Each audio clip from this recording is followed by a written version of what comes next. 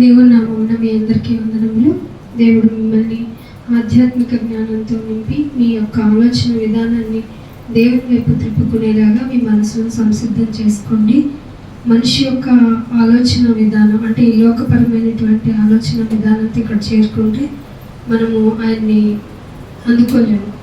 ఎప్పుడైతే దేవుని కొరకు నిలబడాలి అని మీరు ఇక్కడికి వచ్చారో అప్పుడు మీ మనస్సు ఆయన వైపు త్రిప్పబడాలి. అందుకే నా మాటను జాగ్రత్తగా వినండి వినండి వినండి. ఎక్కడైనా భక్తిని ప్రదర్శించాలంటే మన శరీర రూపకమైన కార్యాలు చేస్తే సరిపోతుంది, ఈ లోకంలో నేర్చుకున్నవి. కానీ క్రైస్తవ్యాన్ని మనం పాటిస్తున్నాము, క్రైస్తవ్యాన్ని అవలంబించే పద్ధతులు అని మనం చూసినప్పుడు మెయిన్గా ఇక్కడ చూపించవలసిన కార్యం ఏంటంటే మన మనసు ఆయనకి దగ్గరగా ఉందా లేదా, లేదంటే మనము ఆయన చెప్పే విధంగా బెండయి వింటున్నామా లేదా, నా మాటలను శ్రద్ధగా ఆలకించిన ఎడలా అనేటువంటి ఆయన బాధను మనం అర్థం చేసుకోవాలి. అందుకనే కీర్తన గ్రంథము కీర్తనలు 27వ కీర్తన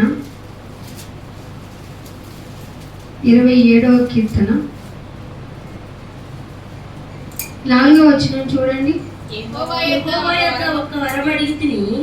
భక్తుడు ఇక్కడికి వచ్చి అడుగుతున్నాడంట. ఏంటి వరము అనుకుంటే కామన్గా మనం ఏం అడుగుతాం? మీరు కూడా గుడికి వచ్చిన తర్వాత ఏం అడుగుతారు? నాకు కొన్ని ఇబ్బందులు ఉన్నాయి, నా ప్రాబ్లమ్స్ తీరాలనైనా, ఆర్థికపరమైనవి లేకపోతే సంఘపరమైనటువంటివి, రావాల్సినవి పోవాల్సినవి, రోగాలైనటువంటి అయినా కానీ ఇంకేమైనా కానీ ఇవే. ఇలా అడిగిన వాటిని ప్రతిదాన్ని చెక్ చేయండి. ఏది ఆత్మరూపకంగా ఉండదు, ఏది మనస్సు దేవుని దగ్గరకు వెళ్ళే విధంగా అనిపించదు. చెక్ చేసుకోండి. కానీ ఒక భక్తుడు ఎలా ప్రార్థన చేయాలి, ఏ విధంగా చేస్తే దేవుని యొక్క మనసును గెలుచుకోగలను అనే ఉద్దేశంతో ఏమంటున్నాడట, నేను ఒక వరాన్ని అడిగాను, అడిగి వెతుకుతున్నాడంట. ఇక్కడికి వచ్చిన తర్వాత అసలు మన బాడీ ఫార్మేట్ అయ్యి ఉండటం అనేది అసలు అవ్వదు.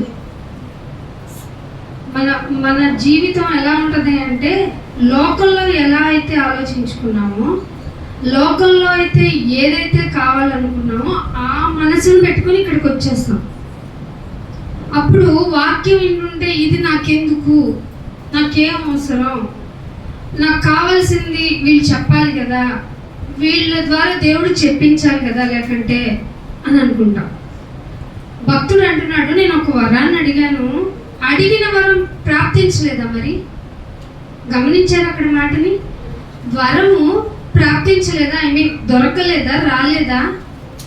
ఆయన ఇచ్చేశాడు, కానీ వెతుక్కునే పనిలో ఉన్నాడట. అందుకని అంటున్నాడు, యెహోవా ప్రసన్నతను చూచుటకు. మందిరానికి ఎందుకు రావాలండి? పాస్టర్ గారు ఏం చెప్తారు? పాస్టర్ గారి మొహానికి నేను కనపడ్డానా లేదా, లేదంటే నేను ఇన్ని వారాలు వచ్చాను కదా నాకేం చేస్తామని దేవుడితో ధైర్యంగా వాదన చేసుకోవచ్చు. ఇన్ని వారాల నుంచి వస్తున్నాను, ఇన్ని నెలలు సంవత్సరాల తరబడి వస్తున్నాను, నువ్వు నాకేం చేయకపోగా మళ్ళీ నాకు శ్రమలు పెడతావా, నాకు రోగం పెడతావా, నాకు ఆర్థిక ఇబ్బందులు పెడతావా, నాకు నువ్వు రెడ్ కార్పెట్ కదా ఈ లోకంలో వేసేయాలి. ఇది కదా మన మనస్తత్వం. మానవ మనస్తత్వ యొక్క లోతులను పరిశీలిస్తే భయం కలుగుతుంది. అందుకే అంటున్నాడు, యెహోవా ప్రసన్నతను చూచడానికి, ఆయన ఆలయములో ధ్యానించడానికి. ఎంత టైం పట్టొచ్చు? ధ్యానము అంటే లిమిట్ ఉంటుందా? ఉండొచ్చా? ఒకటే మాట, ఒకటే ప్రసంగం, ఒకటే ఇది అనొచ్చా? దేవుడికి కూడా ఒకటే ప్రసంగం అని చెప్తాము మన ప్రార్థనలో. మేమైనా ఒకటి మాత్రం వినగలము, మా మనస్సు ఇంకొంచెం ఇంకొకళ్ళు మాతో మాట్లాడేలాగా. మీ ఇంట్రెస్ట్ని బట్టి ఇక్కడ జరుగుతుంది. ఏదైనా ఇంట్రెస్ట్ లేదనుకో దేవుడు ఏమంటాడు, అమ్మ వాళ్ళు ఎంత చెప్పినా ఏంటంటే ఇక్కడ చెప్పేవాళ్ళు విజ్ఞాపన ఏమో వెళ్తుంది, ప్లీజ్ నాయనా ఎక్స్టెండ్ చేయండి, డేస్ ఎక్స్టెండ్ చేయండి అని అడుగుతాడు. నాయనా మాకు చాలా బ్లెస్సింగ్, ఒకళ్ళకి 4 ఉన్నారు బోధించేవాళ్ళు, పైగా వాళ్ళు జపాలు చేయరు, హోరెత్తించి పాటలు పాడించరు, గంతులు వేయించరు, ఊపరు, భాషలని పేరుతో వక్ర భాషలు మాట్లాడించే విధానం లేదు. మాకు మాట్లాడించే వాళ్ళు ఇచ్చే ఎంత బ్లెస్సింగ్. లోకపు మనస్తత్వం ఉంటే అది పెట్టేసుకొని ఇక్కడికి వచ్చేస్తే ధ్యానించాలని అనిపించదు, వినాలని ఏమనిపిస్తుంది కదా. సో యెహోవా ప్రసన్నతను చూచుటకు ఆయన ఆలయములో ధ్యానించడం నా జీవిత కాలం అంతా. అర్థమైందా? ఎప్పుడు మీరు వచ్చేదే వారంలో ఒక రోజు, మిగతా శనివారం అయినా బిఫోర్ ఫ్రైడే అయినా ఫ్యామిలీ ప్రేయర్ అనుకున్నాం. అప్పుడు ఏం చెప్పమంటారు? మా ఫ్యామిలీ బాగా ఆశీర్వదింపబడాలి, లేదంటే ఈ ప్రాబ్లం ఉంది, మా ప్రార్థనలు చేసుకుంటాం, నువ్వు వినేయాలంటే, మా కోరికలు తీర్చేయాలంటే అంటాం. ఉపవాసం చేస్తాం. ఎందుకు చేస్తాం చెప్పండి? నా ఆత్మ యొక్క తీవ్రత పెరిగేలాగా ఎవరన్నా ఉపవాసం చేశారా? మీరు అర్ధరాత్రి నుంచి కొన్ని అవర్స్ ఆఫ్ ఫాస్టింగ్ చేస్తున్నారు కదా. పోనీ మీ ఫాస్టింగ్లో మీరు ఏమి నేర్చుకోవాలని, ఏం సంసిద్ధం చేసుకోవాలని ఇక్కడికి వచ్చారు? ఏదైతే నువ్వేం చెప్పుకుంటావు మాకు అనవసరం నాయనా, నాకు కొన్ని కోరికలు ఉన్నాయి, నువ్వు వరంగా ఇస్తావా, లేదంటే ఇమీడియట్గా ఇంటికే పథకాన్ని తెచ్చి పెడతావా? అలాగా నాకు ఇమీడియట్గా జరిగిపోవాలి, కానీ నా ఆత్మలో ఏ కార్యం జరగదు.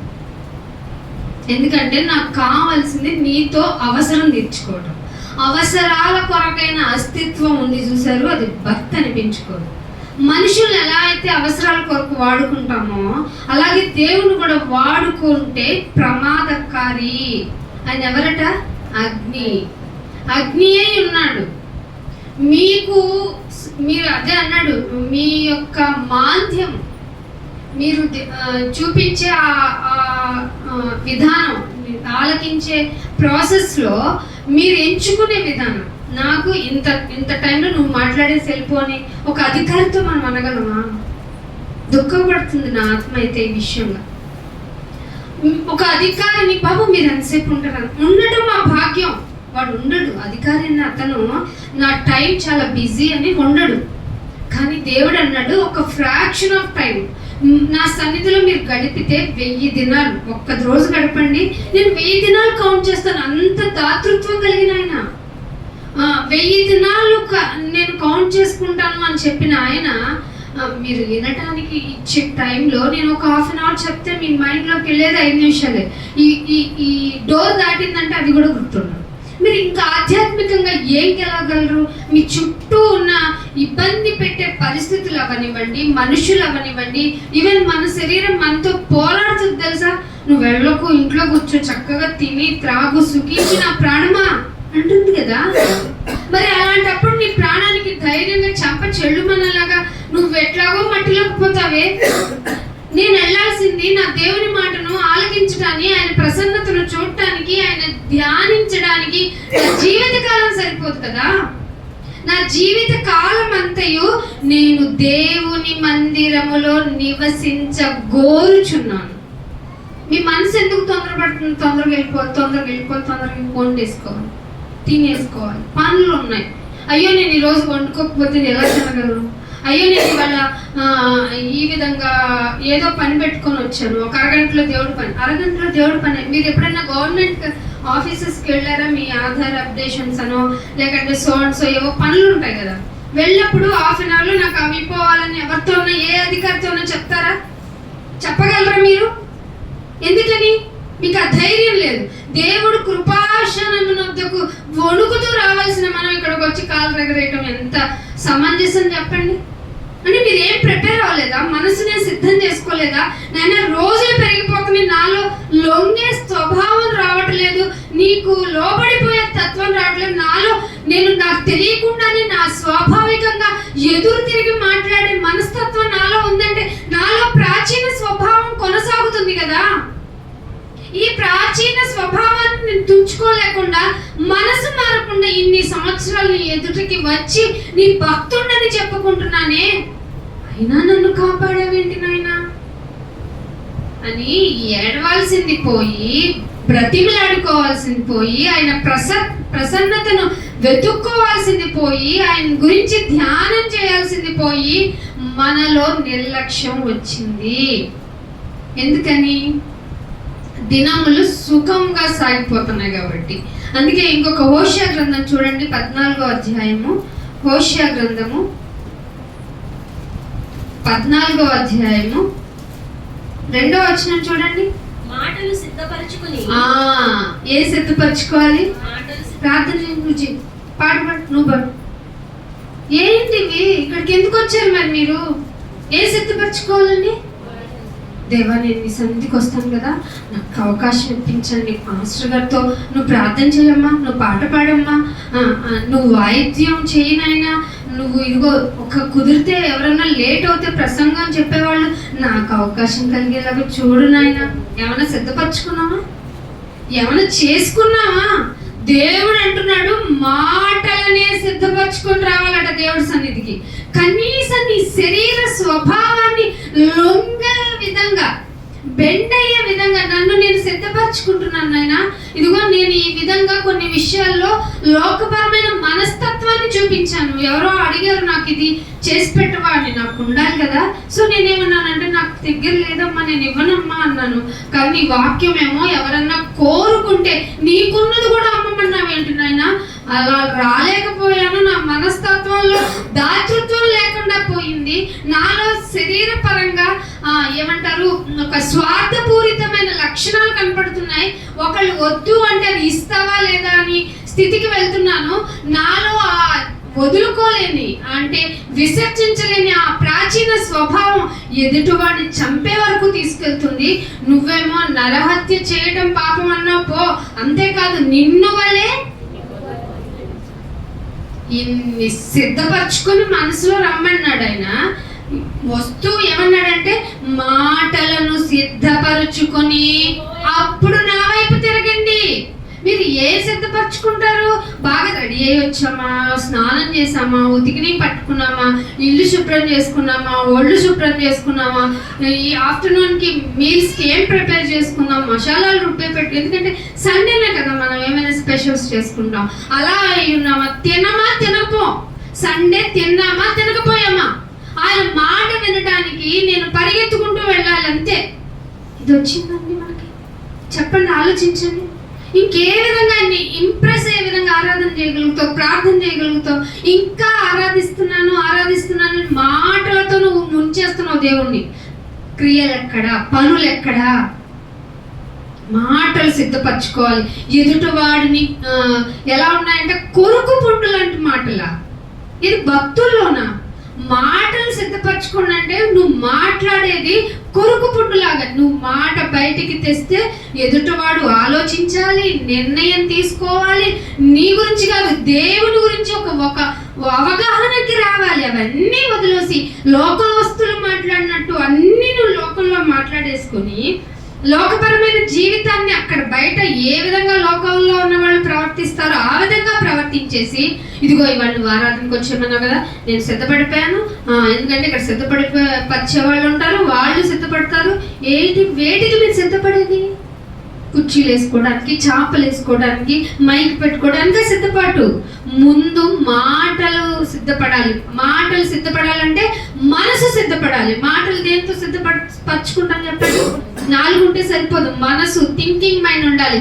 ఇప్పుడు నేను ఒక మాట బయటికి రివీల్ చేయాలంటే నా బ్రెయిన్ లోకి ఆక్సిజన్ బ్లడ్ తీసుకొని వెళ్ళాలి. అది మళ్ళీ ఎనర్జీగా కన్వర్ట్ చేసి నా బ్రెయిన్ నుంచి మళ్ళీ నా నోటికి ఇవ్వాలి. ఇలా ప్రతి మాట నేను మీరు మాట్లాడంటే కంటిన్యూస్ గా ప్రాసెస్ జరగాలి. అలా వస్తే మాటలు. మీరు అనుకున్నాను హాస్పిటల్ వాగేసుకుంటున్నాం, ఏముంది లెక్క తీరుబడిగా 4 కబుర్లు చెప్పుకుందాం. ఫోన్ తీస్తే ఇదివరకు మామూలుగా కాల్స్కి టారిఫ్ ఉండేది కాబట్టి తక్కువ మాట్లాడుకున్నాం. అదే వదిలేండి, ఇప్పుడు అంతా వైఫై వచ్చింది కదా, అన్లిమిటెడ్ కదా, ప్రతిదీ అన్లిమిటెడే. ఫుడ్ అన్లిమిటెడ్, బట్టలు అన్లిమిటెడ్. మీరు కోరుకున్నంత కొనుక్కోండి, మీకు లిమిట్ ఏం లేదు. ఆఫర్లో ఉన్నారు మీరు. మీకు అన్ని ఆఫర్లు ఇచ్చే, అన్ని సుఖంగా తినేసి, శుభ్రంగా తాగేసి, శుభ్రంగా వాడుకొని అనుభవించి దేవుడి దగ్గరకు వచ్చి ఏం చేస్తారు? మత్తులై ఉంటాం. ఏ విధంగా శరీరపరంగా అనాలి. నేను శరీరపరంగా ఎప్పుడు మాట్లాడను, ఎందుకంటే ఆయన మాటలు జీవమును ఆత్మయే ఉన్నాయి కనుక నేను మాట్లాడే ప్రతిదీ మీరు ఆత్మీయంగా తీసుకుంటే తప్ప మీకేం అర్థం కాదు. శరీరపరంగా ఆలోచించాలంటే శరీరపరంగా జీవించేవారు మరణిస్తారని చెప్పాడు రోమిలకు రాస్తూ. ఎందుకంటే రోమిలు అంతకు ముందు కూడా ఎలాంటి వారంటే విగ్రహారాధన. మా భక్తి చూపించాలంటే మేము చేసే డెకరేషను, మేము వేసుకున్న బట్టలో, లేదంటే మేము చేసుకునే వంటలో, మేము ఇచ్చే కానుకో, ఇవి చూపిస్తాయి దేవుడి మీద భక్తి అంటే. నో, ఇవన్నీ శరీరపరమైన కార్యాలు. సో మిమ్మల్ని మీరు ఎలా ఉంచుకోవాలి అంటే శరీరంతో ఆలోచించకండి, శరీర ప్రకారంగా ఆలోచిస్తే మీరు చచ్చిన వాళ్ళే అన్నారు. అంత కఠినంగా చెప్పాలి వచ్చింది. అంటే వాళ్ళు ఎంత బాగా బిహేవ్ చేశారు. దేవుడి దగ్గరికి రావడం అంటే టెంకాయ కొట్టడమా, దేవుడి దగ్గరికి రావడం అంటే క్రొవ్వొత్తులు వెలిగించడమా, దేవుడి దగ్గరికి రావడం అంటే బలి అర్పించడమా, పొట్టేళ్ళని ఇవ్వడమా, ఆవునివ్వడమా, గేదెనివ్వడమా. అదే నువ్వు ఆవును గీతనిస్తే ఒక మనిషిని బలి చేసినట్టే నాకు ఎందుకు ఇస్తున్నావు అన్నాడు యెషయా గ్రంథంలో చివరి అధ్యాయంలో 65. నిన్నెవరు అడిగారు బలి ఇవ్వమని? పోయినసారి కూడా చెప్పాడు. మాటలను సిద్ధపరచుకుంటున్నావా? ప్రార్థన చేసుకోవాలి. ఆరాధనకి మీరు స్టార్టింగ్ స్టేజ్లో ఇప్పటికీ బలమైన ఆహారం తీసుకోలేకపోతున్నారు. మీరు దీన్ని ఏమంటారో తెలుసా? ఎంత ఎదిగి నేను ఇంకా మిల్క్ ప్రాసెస్లోనే ఉన్నాను అనుకోండి, మా మదర్ ఫీడింగ్లోనే ఉన్నాను. ఏమంటారు? అమ్మాయికి ఏదో జబ్బు అమ్మ, తీసుకెళ్ళి హాస్పిటల్లో చూపించండి అంటారు. మీరు పట్టుమని ఒక ఇంట్రొడక్షన్ గా చెప్తున్న వాటి మీదే బోరుగా ఉంది. ఇంకా అధ్యయనాలు చాలా ఉన్నాయి.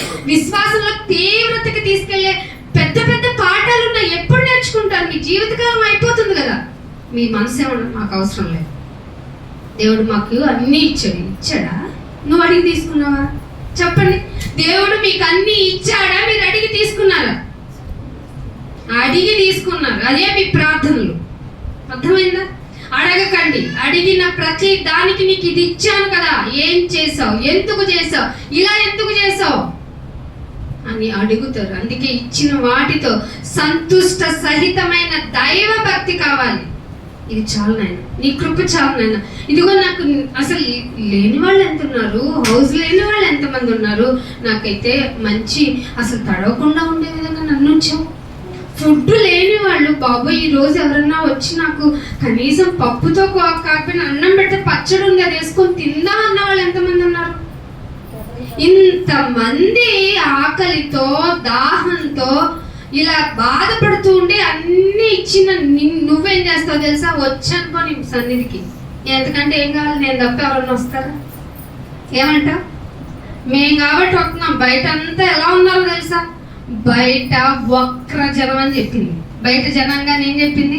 బయట వాళ్ళు వచ్చి మనల్ని అన్నా దేవుడు చెప్పిన మాట కాబట్టి వాళ్ళు దేవుడితో తెలుసుకోవాలి.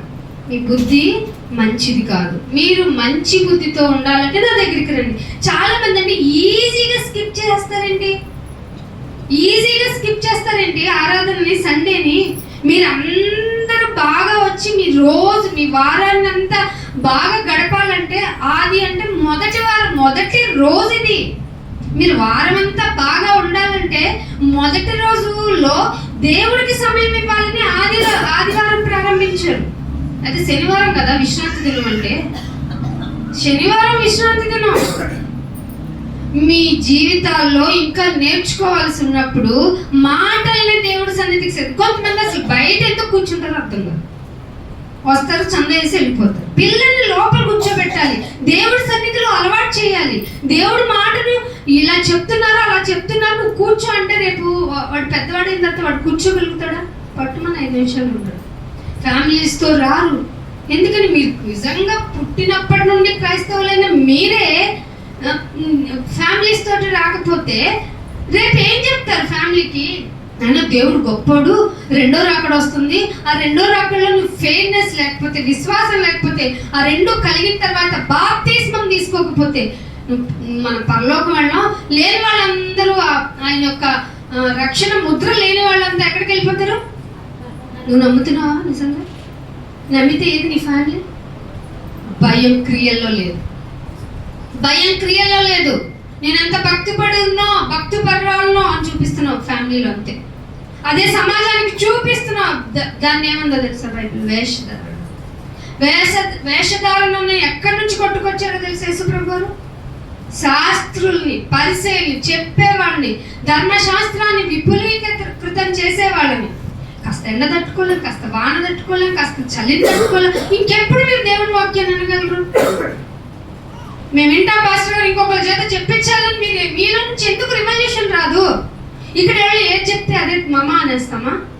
మనకు కావాల్సిందేంటి? వాక్యం. వద్దా మీకు? వాక్యమే జీవింప చేయించున్నది కదా. నా ఆహారం నన్ను బ్రతికిస్తుందా? ఎన్ని రోజులు బ్రతికిస్తుంది చెప్పండి? నా ఆహారం ఎన్ని రోజులు బ్రతికిస్తుంది? నువ్వు ఆహారం తిన్నా నీకు రోగాలు కంపల్సరీ. మీకు కొన్ని విషయాలు తెలుసా? ఒకప్పుడు రోగం కోసం డాక్టర్ దగ్గరికి వెళ్తే సొల్యూషన్ దొరికింది నిజంగా. ఇప్పుడు రోగం కోసం డాక్టర్ దగ్గరికి వెళ్తే ప్రాబ్లమ్స్ పెరుగుతున్నాయి. అవగాహన లేక కొంతమంది ట్రీట్మెంట్ చేసేది, తెలిసిన స్వార్థపూరితమైన ట్రీట్మెంట్లు చేసేది కొంతమంది. ఇలా పొల్యూట్ అయిపోయింది వైద్య రంగం. ఇక నీకు దిక్కెవరు మరి? దేవుడు కదా.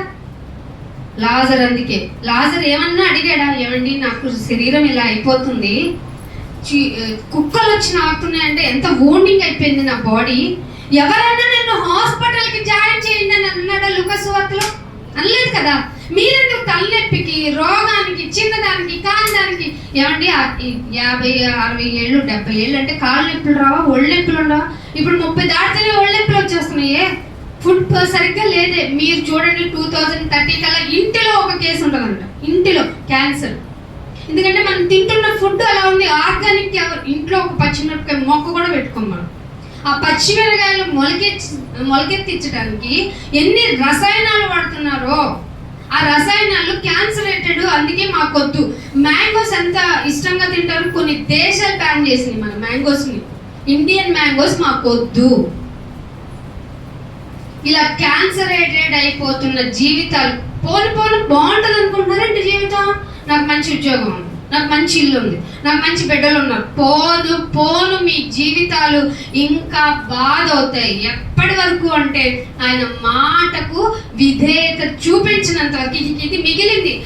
కొట్టి చూశాడు, తిట్టి చూశాడు, కొన్ని ప్రాబ్లమ్స్ క్రియేట్ చేయించి చూశాడు. మారలేదు మనిషి, మారలేదు సరికదా. ఇంకా మూర్ఖంగా తయారయ్యాడు. ఇక నేను నిన్ను పడక మీదకి వేసినా నువ్వేమన్నా మారావా అంటున్నాడు. నువ్వేమన్నా వాళ్ళు మారి ప్రకటన గ్రంథంలో అదే అంటాడు కదా, నువ్వు మారావా? పడక మీదకి వేస్తే వాళ్ళు గుణపరుచుకుంటారు వాళ్ళ క్యారెక్టర్ని అనుకుంటే ఇంకా సనుగుతూ గొణుగుతూ ఉన్నారంట. మాటలను సిద్ధపరచుకొని నా వైపు తిరగండి. మీరు ఆయనతో చెప్పాల్సింది ఏంటంటే, మా పాపాలని పరిహరించు దేవా. ఇక్కడ కొత్త మంచి భక్తులు బయలుదేరుతారు. మేము పుణ్యాలు చేసాం, దానాలు చేసాం. పుణ్యం ఎందుకు చేసాం, దానం ఎందుకు చేసాం? నీకెందుకు పుణ్యం దానం చెప్పు ముందు. పుణ్యదానాలు ఎందుకు చేసావు? నా పాపం పోవాలని చేశాడంటే బెటర్. నేనేం పాపం చేయలేదు, పైగా నేను పుణ్య కార్యాలు దానాలు చేస్తున్నాను అంటున్నావే. అసలు దానం చేయవలసిన అవసరం ఎందుకు వచ్చింది? ఈ 2026 సైట్తో మన జీవితాన్ని చూడకండి. మన స్వభావం. నా దగ్గర ఒక వీడియో ఉంది. ఒక లేడీ ఎగ్జామ్ చేసి చూపించింది హ్యూమన్ బీయింగ్ ఎంత డేంజరస్ ఫెలోనో.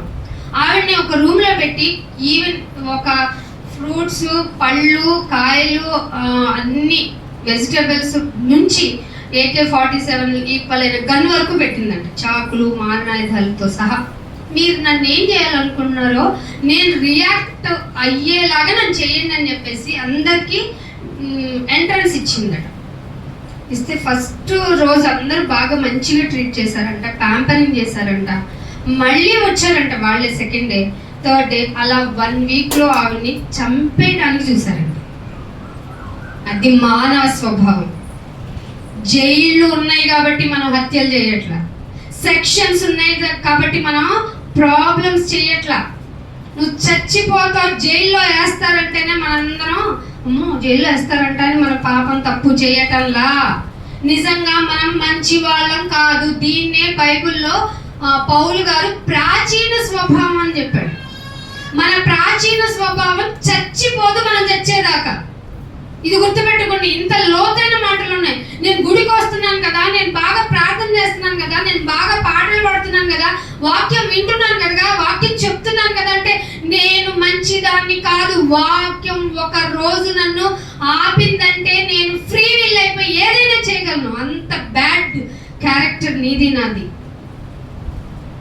దేవుడు నిన్ను చంపేస్తా, నరహత్య చేయకు, పొరుగు వాడిని ఆశించకు, వ్యభిచరించొద్దు అన్నందుకు నేను కంట్రోల్ చేసుకుంటున్నాను. అంతేగాని నేను నిజంగా మంచోడిని, నేను చాలా మంచోడిని. ఎవరికి హాని చేయకి, కానీ మనిషికి కుదిరితే చంపేస్తాం, కుదిరితే చంపేస్తామండి మనం. అందుకే మనం మాటలు చూడండి, ఎవరినన్నా కామన్గా ఇంట్లో పిల్లలు నా మాట మీద చచ్చిపోతాం అంతే. ఏమంటాం? ఇది మన స్వభావం. చాలా ఈజీగా చెప్పాను కదా మనం ఎంత పాపాత్మకు. మీరు ఇప్పుడు ఏమడుగుతారు చెప్పండి? దేవుడి సన్నిధికి వచ్చి ఏమడగాలనిపిస్తుంది చెప్పండి? మీరు ఆయన దగ్గరికి వచ్చి చెప్పవలసింది ఏంటంటే నా పాపాలని పరిహరించు. రోజు వస్తున్నాను నాయన, ఏదో నీ మాట వింటున్నాను కాబట్టి మంచివాడిని మంచిదాన్ని అన్నట్టుగా ఉండింది నా బ్రతుకు. వన్స్ నా ఇష్టానుసారంగా నేను బ్రతికితే నేను నీ దృష్టికి ఎంత మూర్ఖుడునో అహంకారినో అది నీకు మాత్రమే తెలుసు. సో నువ్వు నన్ను ఏది ఇచ్చినా ఇవ్వకపోయినా ముందు నన్ను నా పాపాలని పరిహరించు. ఇది మీరు ఆరాధనలో చేయాలండి. అప్పుడు రొటీన్ ఆరాధన రాదు. ఈ రోజు నుంచి ఆ రోజు, ఆ నెల నుంచి ఈ నెల, అసలు అది ఎంత ప్రేషియస్, ఎంత ఖర్చో తెలుసా? నీకు నీ మీద పెట్టుబడి పెట్టింది నువ్వు అనుకుంటున్నావు. రూపాయి నేను తెచ్చుకున్నాను, రూపాయి నువ్వు సంపాదించుకుంటున్నావు. సరే బాగుంది, అది ఎక్కడి నుంచి వచ్చింది? నీ కష్టమా? నీ కష్టం నీకు రావాలంటే నువ్వు ఎలా ఉండాలి? ఆరోగ్యంగా ఉండాలి, బలంగా ఉండాలి, అన్ని అవయవాలు పనిచేస్తూ ఉండాలి. అది ఎవరి చేతిలో ఉంది? అయితే మీరు ఎవరికి ప్రార్థన చేయాలి? ప్రార్థన చేసేటప్పుడు ఏమనాలి? అన్ని ఇచ్చావు కానీ ఇది ఇవ్వలేదు అనాలా? ఇది ఇంకా ఇవ్వేంటి ఇన్ని సంవత్సరాలు చెప్తున్నాను? నువ్వు బాగుంటే నీ పిల్లలు బాగుంటారు. నువ్వు బాగుండటం అంటే ఏంటి? వస్తువు కనుక, ఇల్లు, బండి అవన్నీ ఉండటమా? ముందు ఆయన కొరకు ఎలిజిబుల్గా బ్రతుకు, మిగతావన్నీ నేను అన్నాడా లేదా? ముందు నా నీతిని వెతకండి, నా రాజ్యాన్ని వెతకండి, అటు తరువాత మీకేం కావాలో అవి ప్రాప్తించబడతాయి అన్నాడా లేదా? అది ఎవరి మాట? ఎవరి మాట? సీఎం పిఎం మాట, లేకపోతే మన వార్డు మెంబర్స్ మాట? ఎందుకని మరి దేవుడి మాటకి మనం ప్రాముఖ్యతనివ్వట్లేదు? ఇది మన మొహాలు చూడండి ఎలా ఉంటాయి, ఎంత దిగులుగా ఉంటాయి. ఏంటమ్మా ఆలోచిస్తున్నావు అంటే ఏం చెప్పను, నా బాధ. ఏం పట్టుకొని పోతాను చెప్పండి? దేవుడు నన్ను సజీవంగా ఉంచాడు, అంతకు మించి ఆరోగ్యంగా ఉంచాడు, అంతకు మించి నా నోటిని, నా అవయవాల్ని చక్కగా ఉంచాడు. ఆయన పూజించుకొని ఆయనకి థ్యాంక్ యూ చెప్పడానికి నన్ను సజీవంగా ఉంచాడు. ఇంతకంటే నాకేం కావాలి? చాలును అనే మాట వస్తుందా? ఏవో అనమంట, చాలును ఎక్కడో అన్నాడంట. చాలా అన్నట్టుగా మన బ్రతుకు కోరికలు ఎంత విపరీతమైన కోరికలు. అందుకే అంటున్నాడు ఎడ్లకు బదులుగా ఏమి ఇవ్వాలి మీరు? ఇప్పుడు వాళ్ళైతే ఇశ్రాయేలు కాబట్టి ఎడ్లు ఇచ్చేసారు, మనం ఏమి ఇస్తాం? డబ్బాలో ఇన్ని బియ్యం.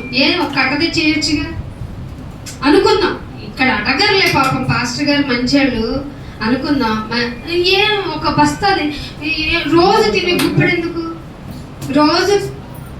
రోజు తినే గుప్పెడు ఎందుకు తేయడం? ఒక బస్తా అయ్యగారు నా మందిరంలో ఉంచుతాను, నా పరంగా ఒక బస్తా ఉంది, ఒక కూరగాయల బొట్ట ఉంది అనుకోవచ్చుగా.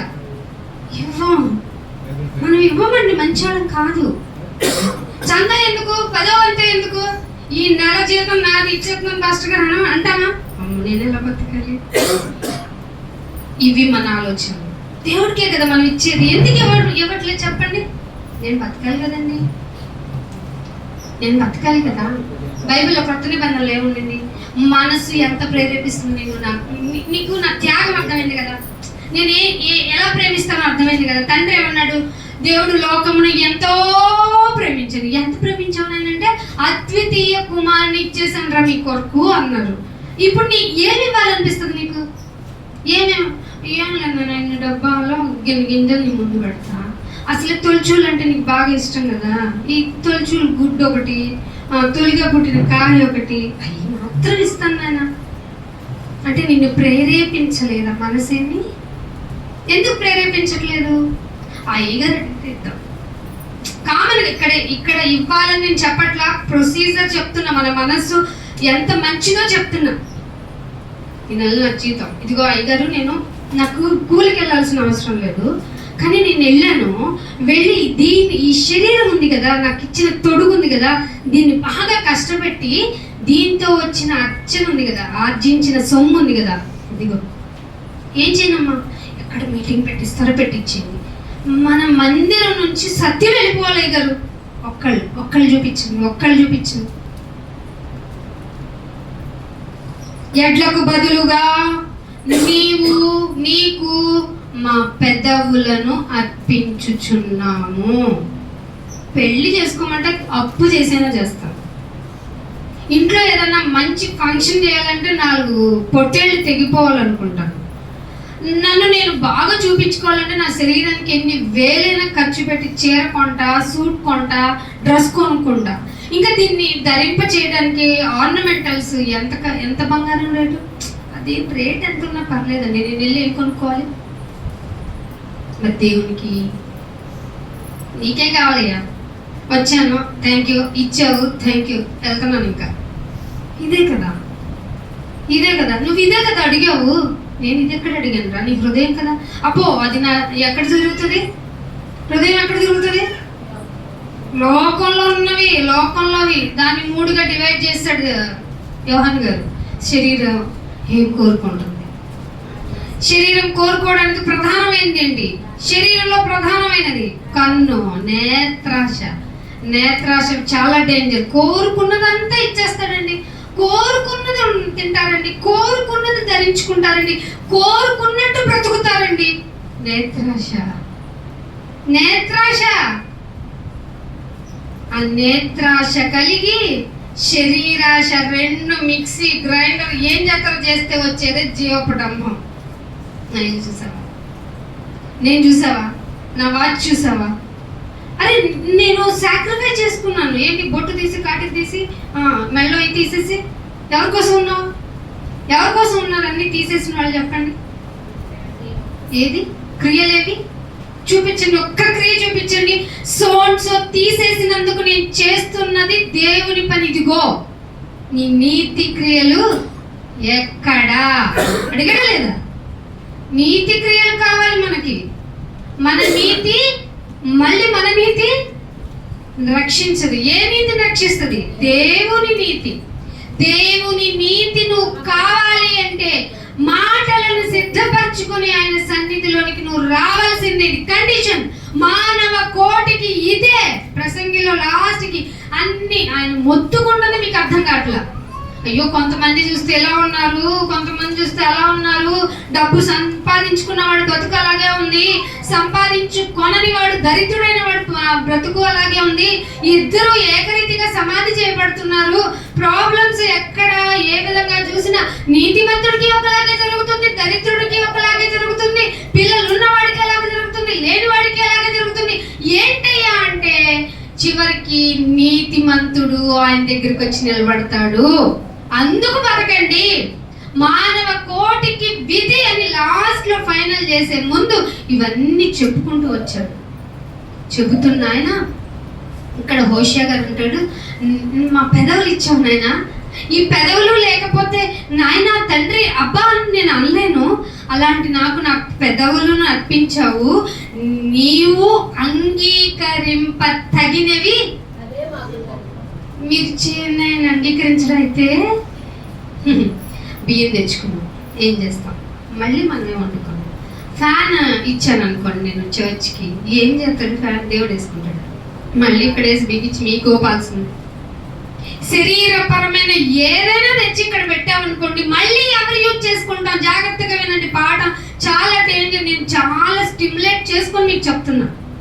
కొన్ని చోట్ల నేను ఇలా చెప్పను, సార్ తెలుసు. కొంతమంది ప్రసంగాలు చెప్తున్నారు, మీరు వేరే సపరేట్ యాంగిల్ చెప్తున్నారు ఇక్కడ అని. అవును, మీరు ఇంకా పిల్లలు కనుక దేవుని యొక్క వాక్యానికి లోబడని మనస్తత్వం బయటికి వెళ్ళగానే నిన్ను ఎవాల్యూషన్ చేసి నీలో అసలు రూపాన్ని బయట పెట్టి ఇంకొకరి మందిరానికి రానియకుండా చేస్తుంది. ఇది అసలు డేంజర్. పెదవులు ఇచ్చావు, అవే నువ్వు అంగీకరింప తగినవి. మాకు తెలిసిపోయింది నాయన. ఇప్పుడు చెప్పండి, ఆరాధన ఎలా చేయాలో? ఏం చేస్తే ఆయన అంగీకరిస్తాడు? పెదవులు మాట్లాడాలంటే ముందు మాటలు సిద్ధపరచుకోవాలి కదా. మాటలు సిద్ధపరచుకోవాలంటే మనసు ఇష్టపడాలి కదా ఆయన్ని. మనసు ఇష్టపడాలి అంటే నువ్వు ఈ లోకపు సంగతులు చూడకూడదు కదా. కానీ బైబిల్లో కొరింథీయులకు చెప్తూ అన్నట్ట, సంగతులను ఆయన ఎలా చూస్తున్నారంటే పై పైన చూస్తున్నారు. బైబిల్లో సంగతులు పై పైన చూడాలా? పై పైన చూడాలా? పగలు రాత్రి, రాత్రి పగలు ధ్యానం చేయాలి. మనకు అవసరం లేదు. మరి ఎలా వెళ్తావు పరలోకం? అక్కడికి వెళ్తే ఒక పక్కంతా దూతల సమూహం ఏమని పాడుతుంది దేవుని చూసి? దగ్గరికి వెళ్ళే ఛాన్స్ లేదు. పైగా సమీపింపరాని తేజస్సులో ఆయన ప్లేసింగ్ అయి ఉంటారు. అఫ్ కోర్స్ ప్లేసింగ్ అనే మాట మన మానవ జాతిలో మనం యూజ్ చేసే టెర్మినాలజీ కాబట్టి మీకు ఎలా అర్థం అవ్వాలి, మనం అలా అర్థం చేసుకోవాలి. ఆయన అనంతుడు కదా, ఆయన ఎక్కడ ఉంటాడో మనం ఒక పర్టికులర్ ప్లేస్ చెప్పలేము. సో ఒక సమీపింపరాని తేజస్సులో ఉన్న ఆయన దగ్గరికి దూతల సమూహం ఆయన చూడకుండానే పరిశుద్ధుడు పరిశుద్ధుడు ఒకటే మాట. ఇంకా ఏం పోగొట్టేస్తుంది, మారుద్దామని అనిపించిందా? అనిపిస్తుందా వాటికి, దూతలకి? ఎందుకు అనిపించలేదు చెప్పండి? ధైర్యం లేదు. అంత ప్యూరిటీగా ఉంటాడు ఆయన, అంత ప్యూర్ ఆయన. మరి ఆయన దగ్గరికి నువ్వు నేను ఎలా వెళ్ళాలి? ఈ వ్యతిరేక స్వభావం కలిగిన ఈ తొడుగు నిన్ను ఎంత ఇబ్బంది పెట్టినా, నాయనా నేను మాత్రం దీని మాట వినను, నా ఆత్మ నిన్ను కోరుకుంటుంది. అలా అలా ఏమన్నా ప్రిపేర్ అయ్యారా? అయితే వాక్యం చెప్తున్నా, ప్రార్థనకి రావాలన్నా మనసు ఎందుకో అంగీకరించదు. ఎందుకని చెప్పండి? 6 రోజులు శరీరంతోనే నీ జీవితాన్ని గడిపావు కనుక. మీరు చెప్పండి, డేలో ఎన్ని అవర్స్ దేవునికి కేటాయిస్తున్నారు చెప్పండి? ఎన్ని అవర్స్ పక్కన పెట్టండి చెప్పండి. నాకు గొప్పకు కాదు, నాకు టైం దొరకదు. దొరికితే నేను ఏం చేస్తానంటే నా బుక్ అక్కడ ఉంది, నిమిషం దొరికిన ఈ రిఫరెన్స్ ఎక్కడ అని చూసుకుంటూ దేవుడు ఈరోజు ఈ విధంగా అన్నారు, మరి దానికి కౌంటర్ ఎక్కడ ఉండింది? ఇలా నా జీవితం డ్యూటీలో ఉన్నానా లేదా అని కాదు ఇంపార్టెంట్, ఆయన కొరకు నా టైంని వెచ్చిస్తున్నానా లేదు. చాలా మంది ఈవెన్ మా బాయ్ కూడా వచ్చి, ఏం మేడం ఎప్పుడు ఏదో ఒకటి రాసుకుంటారు, ఎవరితో మాట్లాడు, అవసరం ఏముంది?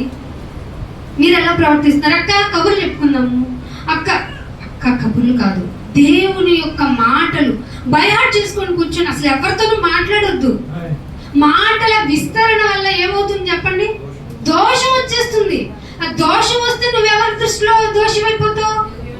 అప్పుడు దేవుడు ఎందుకు నాయనా మాట్లాడితేనే నన్ను దోషం చేస్తావా అని అంటావా? నిన్నెవడరా మాట్లాడమంది అనవసరమైన మాట, విస్తరించి ఎందుకురా మాట్లాడా? నా గురించి నేర్చుకోవడానికి నీ జీవితకాలం అన్నాను కదా నేను. ఏం చేసావు? ఆరాధన చేశాను నాయన. ఏంటది మీరు చెప్పు. ఆరాధన అంటే తెలుగులో నిన్ను అతిగా ప్రేమించావా? నీ ఇంట్లో ఎవరిని బాగా ప్రేమించావు? నాకు మా హస్బెండ్ అంటే చాలా ఇష్టం. ఏం చేసావు? ఇష్టమైన ఫుడ్ వండి పెట్టాను నాయన, నీకు ఇష్టమైంది. నా పిల్లలంటే చచ్చిపోతాను నాయన. ఏం చేసావు? నా జీవితమే అడుగు పెట్టాను. మరి నేనన్నా నీకు వచ్చాను కదా ఆయన, ప్రార్థన చేశాను. ఏమని చేసావు ఆ దినం నుంచి? ఎరా ఇది ఎవరు, నువ్వు ఒప్పుకుంటావు నా ప్లేస్లో చెప్పు. దేవుడు ఇవన్నీ అడగడు, మీకు అర్థం అవటానికి. ఇలాంటి సిచ్యువేషన్ కూడా రాదు అక్కడ, మన క్రియలు వెనకొస్తాయి. నువ్వు భూమి మీద ఎంత వ్యర్థంగా గడిపావో ఆ ఇమేజ్ రీల్స్ ఉన్నాయి కదా, రీల్స్గా నీ వెనకొస్తాయి. దేవుడు ఉన్న ప్రదేశంలోనే, దేవుడు మాటలు చెప్పబడే నీరెస్ట్లోనే నువ్వు ఉన్నావు కదా. ఎందుకు రాలేదు? ఎందుకు వెళ్ళలేదు? మాటల శబ్దం నీకు వినబడిన ఎందుకు అంత పొగరుగా లోకంలోనే బ్రతికావు? పోనీ వచ్చేందుకు వేషధారిగా ఉన్నావు. ఇప్పుడు నీ క్రియగా ఇక్కడ ఎవరన్నా రీల్ని మార్చేయచ్చా? ఏ ద్వారా తీసేయచ్చా చెప్పు? మనం ఏ చేసింది ఎవరు? మనోళ్ళే కదా, మనోళ్ళే మనిషే, సాఫ్ట్వేర్ ఇంజనీర్సే కదా. ఎవరికి పెట్టింది మళ్ళీ తిరిగేది? వచ్చిన తర్వాత అన్ని సాఫ్ట్వేర్ కంపెనీలు ఎందుకు చేసుకుంటున్నాం? మన మీద మనమే నీకు నీవు మోసకరిగా నీ ప్రాణానికి నువ్వు రెస్పాన్సిబిలిటీ. ఏంటంట ఉందా నీ ప్రాణానికి? పోతే పోయిన తొక్కలో ప్రాణం అంటావా? లోకస్తులు అన్నట్టు అనొచ్చా మనం? దేవుడు నిన్ను భూమి మీద రోజు కూడా కాదు, సెకండ్ వాల్యూ ఒక హార్ట్ కి సంబంధించిన కార్డియాలజిస్ట్ దగ్గరికి వెళ్ళండి. నాన్నగారిని హాస్పిటల్కి తీసుకెళ్లే ముందు బ్రెయిన్ లో క్లాట్ అయింది. వెళ్తే అక్కడ వెళ్ళిన న్యూరాలజిస్ట్ ఏమన్నా తెలుసు, అంతా తెలిసి ఇంత లేట్ చేశారని తిట్టారు మమ్మల్ని. ఇంక అరగంట కాదు, ఇంకొక 5 నిమిషాలు లేట్ అయ్యింటే మీకు దొరకడు. ఇప్పుడు మీరు చేసే లేట్కి ఆయన నోటికి న్యాయంగా వస్తుంది. మేబీ మాటలు కూడా రాకపోవచ్చు, ఆయన గుర్తుండలేదు, ఎందుకంటే ఆయన కాన్షియస్లో లేరు అప్పటికి. మాటలు కూడా రాకపోవచ్చు, మీరు పద్దాక మాట్లాడిస్తుంది అంటే దేవుడు మేము వద్దన్నా మాట్లాడుతున్నారు. దేవుడు అంటే ఒక్కొక్కసారి ఆయన బ్లెస్సింగ్ మనుషులకి ఎలా ఇబ్బంది పెడుతుందంటే, ఆయన ఇచ్చిన ప్రేమను మనిషి భలే చులకన చేసుకుంటాడు. దేవుడు కొరకు బ్రతికితే మొత్తం ఆయన చూసుకుంటాడు. లేదు మీ కొరకు మీరే బ్రతికితే మీరు బ్రతికినంత కాలం నెమ్మది ఉండదు. ఆ నెమ్మది లేని జీవితంలో ఏమొస్తాయి? రోగాలు అధికమైపోతాయి. ఆ రోగాలకి చికిత్స దొరకదు. దొరికిన చికిత్స భయంకరంగా ఉంటుంది. ఎన్ని చేసినా మారుతావా అంటే మారు. సో ఈ లోపు నువ్వేం చేసుకోవాలంటే, నీ పెదవులను ఆయనకు అర్పించి, ఇవే కదా నీవు అంగీకరించదగనివని ఇదే పెదవులతో నాకు ఇది ఇచ్చావు, అది ఇచ్చావు, అలా చేసావు, ఇలా వచ్చావు, బతికించావు కాదు, నా పాపాలని దమ్ముంటే మీ జీవితంలో నేను నిజంగా నాయన నీ ఎదుట పాపం చేశానని మహారాజే వచ్చి వంగి నాయన నీ ఏడ్చి ఎలా ప్రార్థన చేశారో అదే విధంగా మోకరించుకొని, ఆరాధన టైం అంటే ఆవలించుకునే టైం కాదు. ఆరాధన టైం అంటే మిమ్మల్ని మీరు రెస్టింగ్ పీరియడ్లోకి వెళ్ళటం కాదు. ఆయన సన్నిధిలో మరింత వణికి నేనెంత పాపాత్ముడనో పబ్లిక్ గా తెలియచేసుకునే అవకాశం ఇచ్చో, నేను ఇంకా బలపడాలి, బలమైన ఆహారం తీసుకోవాలి. సో ఆరాధన అంటే నేను పనుల్లోనికి వెళ్ళాలి. ప్రేమించడం అంటే ఇష్టమైంది చేసి చూపించడం కదా. ఇది మీ ప్రియమైన వారి పట్ల చేశారు కదా, చేస్తున్నారు కదా. ఎవరినైనా అధికారిని కలవటానికి వెళ్ళాలంటే ఏం చేస్తారు చెప్పండి? అదిగో అంటారా? ఆయనకి ఏమి ఇష్టం? ఒక ఫ్రూట్ బకెట్ తీసుకెళ్దామా, ఒక డెకరేటివ్ ఈవెన్ బొకే అన్నా తీసుకెళ్తారు కదా. సరే ఆయన తీసుకున్నాడు, పక్కన పడుతుంది, అది మీకు తెలుసు. ఆయన తీసుకెళ్తాం ఎందుకని? ఇంప్రెస్ చేద్దాం. ఏం చేద్దాం? దేవుడిని ఇంప్రెస్ చేయాలనిపించట్లేదు అస్సలు. జీవం ఇచ్చాడు, జీవితం ఇచ్చింది అమ్మ నాన్నైతే అసలు ఆ జీవాన్ని ఇచ్చింది దేవుడు, పరమదేవుడు కదా. ఆ పరమదేవుడు చెప్పాడు, నేను నీ అతిక్రమముల్ని తేరిపార చూడటం లేదు. ఒకవేళ చూశాను అంటే మీరెవ్వరు బ్రతకలేరు. నా కృప చేతనే మీరు రక్షింపబడ్డారు. కృప ఎప్పుడు వస్తుంది? ఇది చెల్లించలేం, ఇకేమి ఇవ్వలేం. అయినా మనకి ఉపకారం జరుగుతుంటే దాన్ని కృప అంటాం. దేవునికి మనం ఏమి ఇవ్వగలం? ఏమి ఇవ్వలేను. ఒకటి నేర్చుకున్నా, ఏమి ఇవ్వలేను కానీ అయినా ఏమి ఇవ్వలేవా? ఆయన అంగీకరింపదగినవి ఏమున్నాయి ఇక్కడ? బైబిల్ చదవలేదా? ఎవరో నేర్చుకుంటే ఏమండి, మనల్ని ప్రార్థనలోనికి తేవడానికి దేవుడు కొంతమంది పరిచయస్తుల్ని మన జీవితంలోకి పెడతారు. తర్వాత అలా నేర్చుకున్నాను నేను, నాకు చిన్నప్పుడు ఎప్పుడో మిస్ నేర్పిందని, మీరు ఎలా బ్రతుకుతున్నారని వెళ్తానా? ABCDలు ఈ నేర్చుకున్న నేను ఆతో మొదలైన అక్షరాల్లో పరమార్థాన్ని నేర్చుకోవాలా లేదా? ఇంకా పాలు తాగుతున్నానా నేను? పాలు తాగటం లేదు కదా. మీరు ఇంకా అలాగే ఉంటే దేవుడు ఎప్పుడు మీతో ఇంకా నిజాలు ఇంకా ఉన్నాయి. సత్యమే మీరు వంట పట్టించుకోవటంలా సర్వసత్యంలోనికి ఎప్పుడు వెళ్తారు? సర్వసత్యంలోనికి రావాలంటే పరిశుద్ధాత్మ దేవుడు మీతో ఎప్పుడు ఉండాలి. ఎప్పుడు ఉండాలంటే మీరు ఈ వాక్యంలో ఎప్పుడు ఉండాలి. వాక్యం చదువుతుంటే ఇది అర్థం కాలేదు, అది అర్థం కాలేదు ఉండాలి. వాక్యము శరీరానికి ఇష్టం ఉండదు. శరీరానికి ఇష్టం ఉండని ఆ శరీరాన్ని ధరించుకున్న మనం ఎక్కడికి వచ్చాం? నిష్ప్రయోజనం అని చెప్పిందే, శరీరం నిష్ప్రయోజనం అని చెప్పిందే ఆ వాక్యమై ఉన్న దేవునికి దగ్గరికి వచ్చాం. అప్పుడు ఏం చెప్పబడుతుంది? వాక్యం శరీరం మాట ఎత్తకండి, శరీరం మాట ఎత్తారా మీరు చచ్చారు అన్నదా లేదా బైబిల్లో? ఆత్మయందు తీవ్రత చూపించండి, మాన్యంగా ఉండకండి అంటే ఏమంటాం ఇక? అసలు మన జీవితం ఎలా కొనసాగించుకోవాలో, ఏ విధంగా అయితే ఆయన ఇష్టపడతారో అలా ప్రవర్తిస్తారని చిన్ని ఆశ, ఆ దేవుడికి చిన్ని ఆశ. ఆశను తీర్చలేని మనం దేవా పాటేమో ఏమని పడతాం? నా జీవితం అంతా నీకేం పాడేస్తాం. గాలి వచ్చిన, తుఫాన్ వచ్చిన నేను నీ కొరకు అంటాం.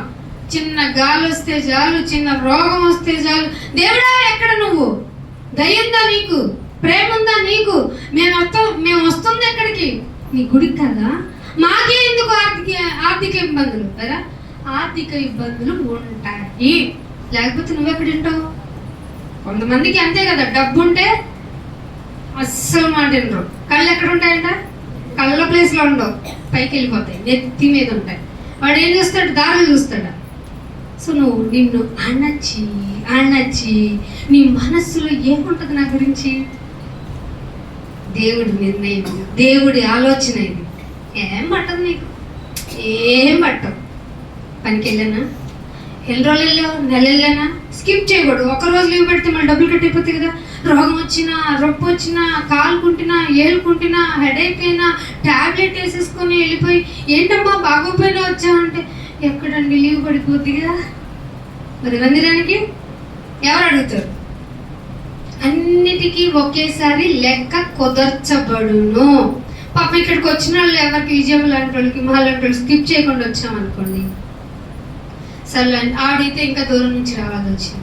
నేను అదే అంటూ ఉంటాను, మీకు ఆశీర్వాదం వచ్చిందా పరీక్షలు పెరుగుతాయి. మీరు బ్లెస్డ్ అయ్యారా ఎక్కువ, ఇంకా పరీక్షలు పెరుగుతాయి.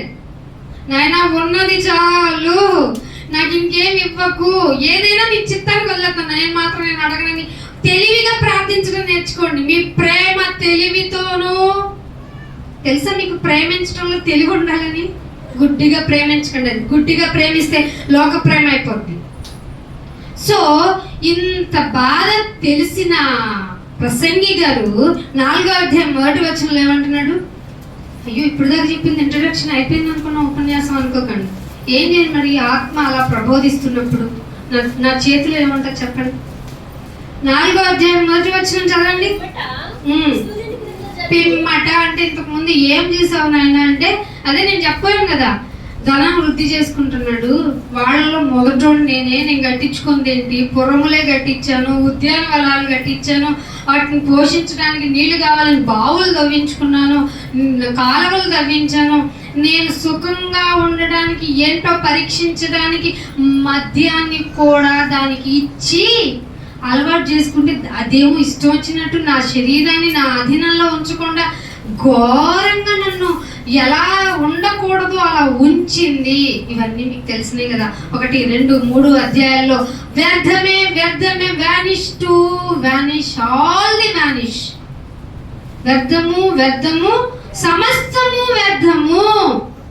ఇది మొదలెట్టి చెప్పుకుంటూ వస్తున్నాడు. పిమ్మట 3 అధ్యాయాలతో సూర్యుని క్రింద జరిగే వివిధమైన అన్యాయ క్రియలు, ఇది చూశాడంట. అంతలోనే ఉంది కానీ నేనేదో భక్తున్నయ్యాను కాబట్టి మంచిగా ఉన్నాను. ఈ అన్యాయ క్రియలు ఏంటి అసలు? మనుషులు చంపేసుకుంటున్నారేంటి? భర్త భార్యను చంపడం ఏంటి? డ్రమ్ముల్లో వేయటం ఏంటి? మిక్సీలో వేయటం ఏంటి? నిర్మానుష ప్రదేశాల్లో మాంసపు ముక్కలుగా విసిరివేయటం ఏంటి? ఇంకా పెళ్లి కాకముందే చంపేయటం ఏమిటి? ఏంటి? చిన్న పిల్లలు ఏం చేశారు? ఆ కామపు బుద్ధి ఏంటి? చిన్న పిల్లలు కామాన్ని ఎలా చూసావురా నువ్వు? నువ్వేంటి మళ్ళీ పైకి వచ్చి స్టేజ్ మీద చెప్తున్నావు కబుర్లు? ఆడవాళ్ళు డ్రెస్సింగ్ సరిగ్గా లేదు, చూపు సరిగ్గా లేదు, మన చూపు సరిగ్గా పెట్టుకుందాం అని అంటాడు ఎవడన్నా? సరే అలా అనుకుందాం, అలానే డ్రెస్సింగ్ ని నేను ప్రమోట్ చేయటం లేదు. ఆడవాళ్ళు ఎంత కప్పుకొని తిరిగితే అంత మంచిది. ఎంత కప్పుకొని తిరిగితే ఫిజికల్ గా మంచిది, ఇంటర్నల్ గా మంచిది, హెల్త్ వైజ్ గా కూడా మంచిది.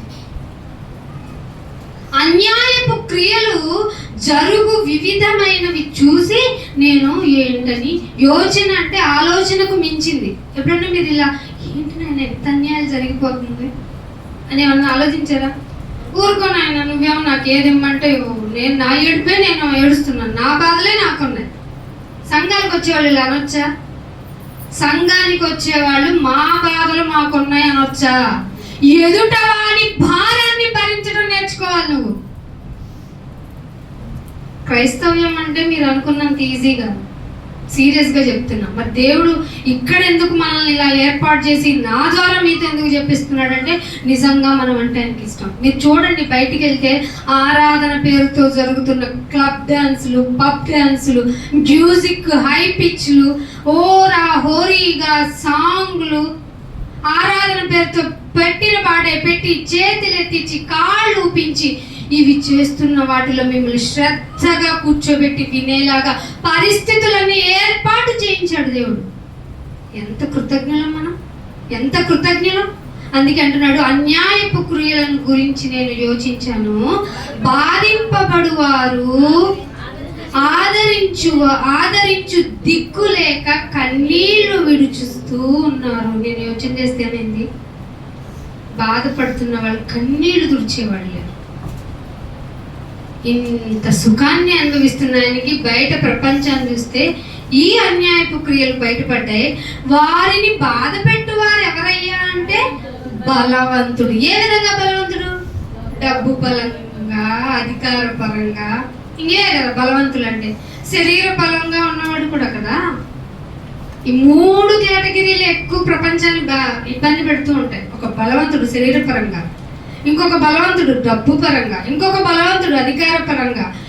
మాటలతో బాధ పెట్టేవాడు ఒకడు, వాడి అధికారాన్ని వినియోగించుకొని బాధ పెట్టేవాడు ఒకడు, వాడి యొక్క పవర్ని వినియోగించి అసలు మనిషినే లేకుండా చేసేవాడు.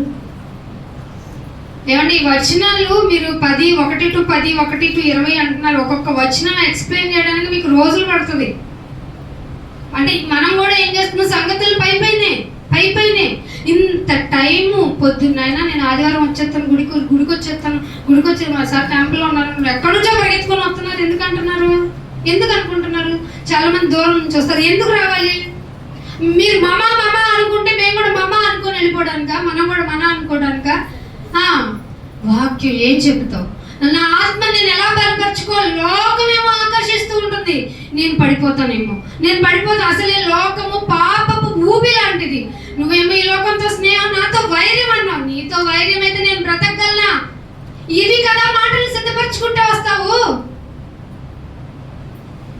దిక్కులేని వాళ్ళని చూస్తుంటే, కన్నీళ్లు విడిచేవాళ్ళని చూస్తుంటే, వాళ్ళు బాధ పెట్టే వాళ్ళు ఎవరయ్యా అంటే బలవంతులు గనక వాళ్ళని ఆదరించే వాళ్ళు లేరు. కాబట్టి బాబోయ్, ఇంకా మనం బతుకున్న వాళ్ళు కంటే చచ్చిన వాళ్ళు చాలా బెటర్ అనుకున్నాడు. నీకంటే మళ్ళాగానే అనుకున్నాడు. ఎవరు? జ్ఞాని అయిన సొలొమోను. ఆయన పేరే, ఇంకొక పేరేంటి? ప్రసంగికుడు. కాబట్టే ప్రసంగాలు ఇవన్నీ. ఆయన చెప్పిన ఒక్కొక్క వర్సెస్ లోనే ఇంకొక ప్రసంగం వచ్చేస్తుందంటే ఆయన నాలెడ్జ్ ఎంతో ఆలోచించండి. కాబట్టి ఇంకా నువ్వు బ్రతుకుచున్న వారి కంటే ఇంతకు ముందు కాలము చేసిన వాళ్ళు సో బెటరా? మీరు చెప్పండి, దైవికంగా జ్ఞానం తెలిసిన వాళ్ళు చెప్పండి, బెటరా? ఏ మాత్రం బెటర్ కాదు. ఎందుకో చెప్పనా? వాక్యం తెలవకపోతే వాడు సుఖంగా బతికే అదే కింద చెప్తాడు. అందుకనే ఇంకను పుట్టని వారు సూర్యుని క్రింద జరుగు అన్యాయపు పనులు చూచి ఉండని హేతువు చేత ఈ ఉభయుల కంటే, ఎవరో బలవంతుల కంటే, దరిద్రుల కంటే, వీళ్ళ కంటే అసలు పుట్టనోళ్ళు, పుట్టిన అన్యాయపు పనులు చూడని వాళ్ళు, చిల్డ్రన్స్, వాళ్ళే ఈ ఉభయుల కంటే సో బెటర్ అని నేను అనుకుంటున్నా. నా ఒపీనియన్ ఇది, దేవుడు ఒపీనియన్ కాదు ఇది. సో 3వ వచనంలో కష్టమంతయు నేర్పుతో కూడిన పనులన్నీయు నరులకు రోష కారణములుగా నాకు కనబడెను. ఏంటి? సరిగ్గా చదివానా? సరిగ్గా విన్నానా? నేర్పుతో కూడిన పనులు, కష్టము, మనిషికి ఇది ఏంటి? రోష చిచి, ఎందుకు ఇవన్నీ నేర్చుకుంటున్నాడు మని అని. రోష కారణం అంటే మీనింగ్ అది. రోష తెచ్చుకుని ఇంకా బాగా పనిచేయాలని కాదు ఇక్కడ. రోష కారణం ఆయను. అందుకే వ్యర్థముగా ఒకడు గాలి, ఏంటి? నేర్పుతో పని చేయటం కూడా చేసినట్ట. ఎంత నేర్పుగా వండుతున్న అక్క ఎంతసేపు వండుతుంది అక్క? 3 గంటలు వండుద్ది. వడ్డించడానికి ఇంకో అరగంట, అంటే అన్ని టేబుల్ మీద సర్దాలి కదా. తినేదంతా 10 నిమిషాల్లో తినేస్తాడు. తినేసి దీన్ని కొంచెం ఉప్పు ఎక్కువ అయితే వేస్తే బాగుంటుంది, కారం ఇంకొంచెం స్పైసీగా ఉంటుంది అనేసి వెళ్ళిపోతుంది. ఏది నువ్వు 3 గంటలు చేస్తావు. తిని ఇవన్నీ కామెంట్ చేసి ఇంటికి వెళ్ళిన తర్వాత ఎంతసేపట్లో అరిగిపోద్ది? 2 గంటల్లో అరిగిపోద్ది, గంటన్నరలో అరిగిపోద్ది కామన్ యంగ్స్టర్స్కి. ఇదంతా ఏంటట? తినటం, తాగటం, ఇవన్నీ నేర్పుతో కూడిన పనులు. తాజ్మహల్ కట్టారు, ఏమైంది ఇప్పుడు? అంటే మీకు పెద్ద కట్టడం చూపిస్తేనే కదా బుర్రలోకి వెళ్తుంది. మన ఇల్లు అంటే మనకి మనోభావం దెబ్బతింటది. అదే తాజ్మహల్ ఎవడో కట్టింది కదా, అది పెద్ద కట్టడం అంటారు కదా, అంటారా లేదా? ఇప్పుడు తాజ్మహల్ ఏం చెప్తున్నారు? చూడటానికి తప్ప ఉండటానికి ఉందా? అది కూడా ఏమవుతుంది ఇప్పుడు? తాజ్మహల్లో కొన్ని ప్లేసెస్ శిథిలావస్థకి. మన ఇల్లు, మన కట్టడం, మన నిలయము జరగదా? నీకేమన్నా అసలు పాడు చేయబడినవి ఏమన్నా ఉన్నాయా? నీ సిమెంట్ ఏమన్నా సపరేట్గా కాస్మాలజీ నుంచి వస్తుందా? కాస్మాలజీ అంటే ఆకాశంలో ఏ వాసన ఉంటుందో తెలుసా? మీరు ఒక మనిషిని కాలుస్తున్నప్పుడు, మనం కాలం కాబట్టి తెలీదు, మనిషి కాలితే ఏ స్మెల్ ఉంటుందో వాంతి వచ్చేస్తుంది కాస్మెల్. అక్కడికి ఈ హ్యూమన్ బాడీతో వెళ్ళలేము, అలా ఉంటుంది అక్కడ. సో మరియు కష్టమంతా నేర్పుతో కూడిన పనులన్నీ నరులకు రోషం లేనివి, ఇంకా ఏం చేసినా ఉపయోగం లేదు. చిచి ఎందుకు చేశాను ఈ పనులని ఆఫ్టర్ రోషం వస్తుందట. ఇంత నేర్పుగా పనిచేశాను, ఇంత ఓర్పుగా కష్టపడి పనిచేశాను అనుకున్న నీకు ఒక రోజు రోషం వస్తుంది. ఎందుకు చేశాను? చేయకపోయినా బతుకుండేవాడిని కదా, ఆయన దృష్టిలో మంచివాడిని అనిపించుకునేవాడిని కదా. ఎందుకంటే వ్యర్థముగా ఒకడు గాలికి కొట్టుకొని పట్టుకొనుటకై చేయి ప్రయత్నము వంటిదే కదా. గాల్లో వెళ్తున్న వస్తువును పట్టుకోవచ్చు, కంటికి కనపడింది అయితే అసలు వ్యర్థమే కదా. సింపుల్గా మీ పని ఇదే అంటున్నాడు. మీరు చేస్తున్న పని గాలిలో బయట పట్టుకోవడానికి వెళ్తున్నట్టు. మరి ఏంటయ్యా అంటే, బుద్ధిహీనుడు చేతులు ముడుచుకొని తన మాంసమును భక్షించును, శ్రమయు గాలికైన యత్నములు 2 చేతుల నిండా ఉండడం కంటే 2 చేతుల సంపాదించానండి. అర్థమైందా? నేను ఎక్స్ప్లెయిన్ చేసేది తగ్గించుకొని వెళ్తే మీ మైండ్కి లింక్ అవుతుంది. 2 చేతులతో సంపాదించానండి. 2 చేతులతో సంపాదించడం ఏమిటట? శ్రమ, గాలికి ప్రయాస. ఇది ఏమన్నా వెళ్తుందండి? గుడికి వచ్చిన వాళ్ళకి చెప్తే వెళ్తుందా?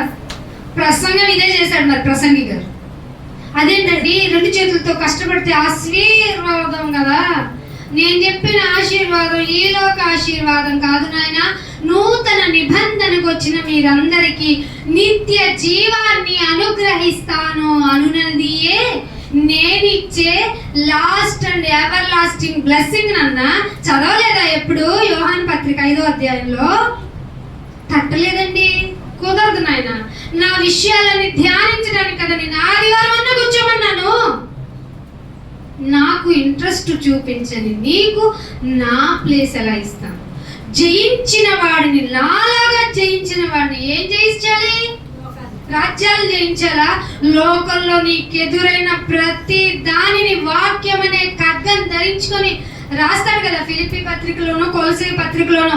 What are the ornamentals you have to wear అని చెప్పి కత్తి, డాలు, ఇంకా సర్వాంగ కవచాలు ధరించుకొని లోకంలోకి వెళ్ళి నిన్ను నువ్వు ప్రూవ్ చేయి.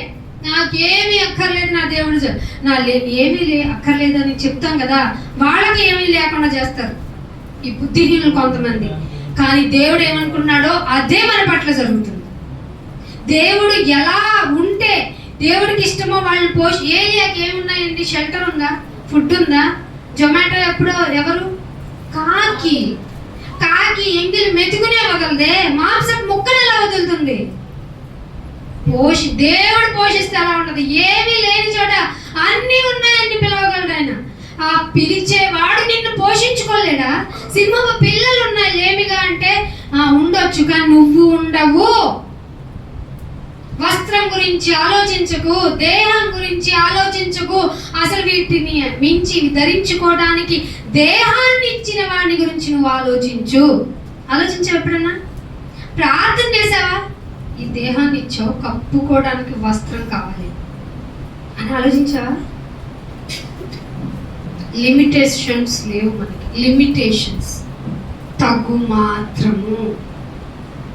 మించి నువ్వు సంపాదించావు, వెళ్ళి రోడ్ల మీద ఇన్ని షాపింగ్ మాల్స్ ఎందుకు వచ్చాయి గమనించారా? ఈ షాపింగ్ మాల్స్ చూసినప్పుడల్లా షేమ్ ఫీల్ అవ్వండి. ఏమని? నా ఆశే కదా వీళ్ళని ఇలా పెట్టించి, నా ఆశే కదా, నేను వెళ్ళబట్టే కదా. ఇప్పుడు ఇదివరకు సరుకులు అవసరత, ఇప్పుడేంటి? ఫన్నీగా అలా డీమార్ట్కి వెళ్ళొద్దామా? డీమార్ట్ వాడు బాగానే ఉన్నాడు, నష్టపోయింది వాడు.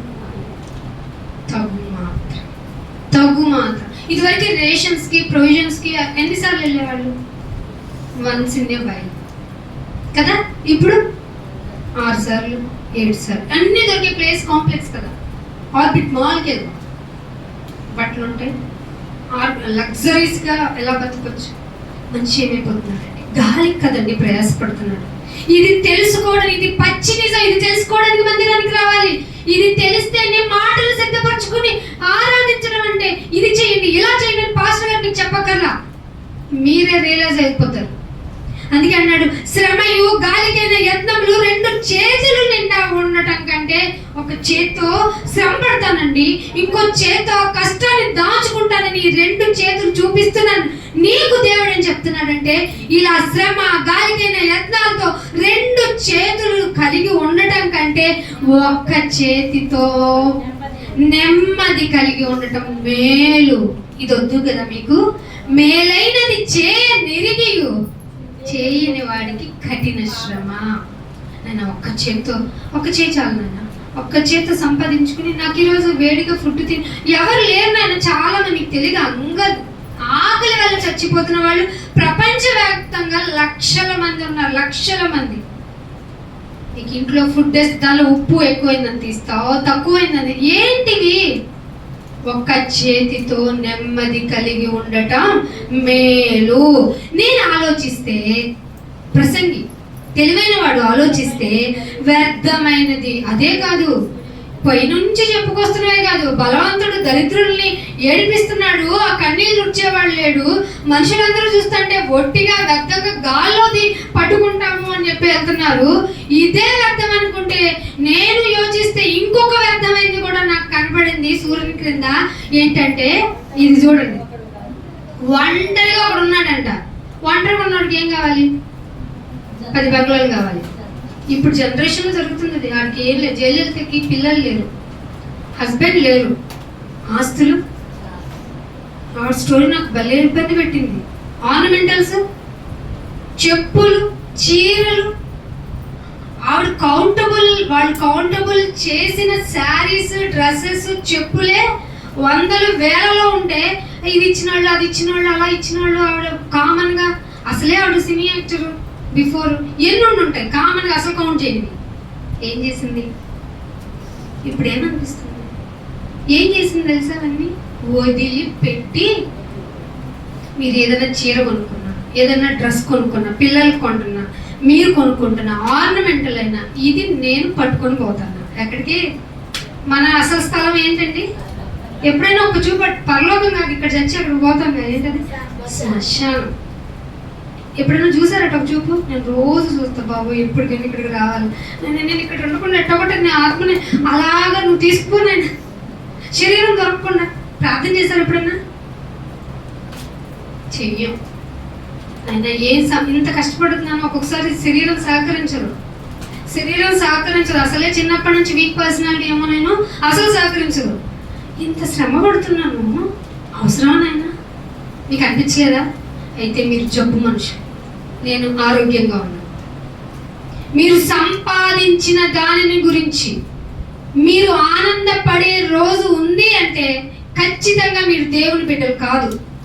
మీరు ఏదైనా కొనుక్కున్న తర్వాత చాలా ఆనందంగా ఉంది అన్నారంటే మీరు క్రైస్తవులు కారు.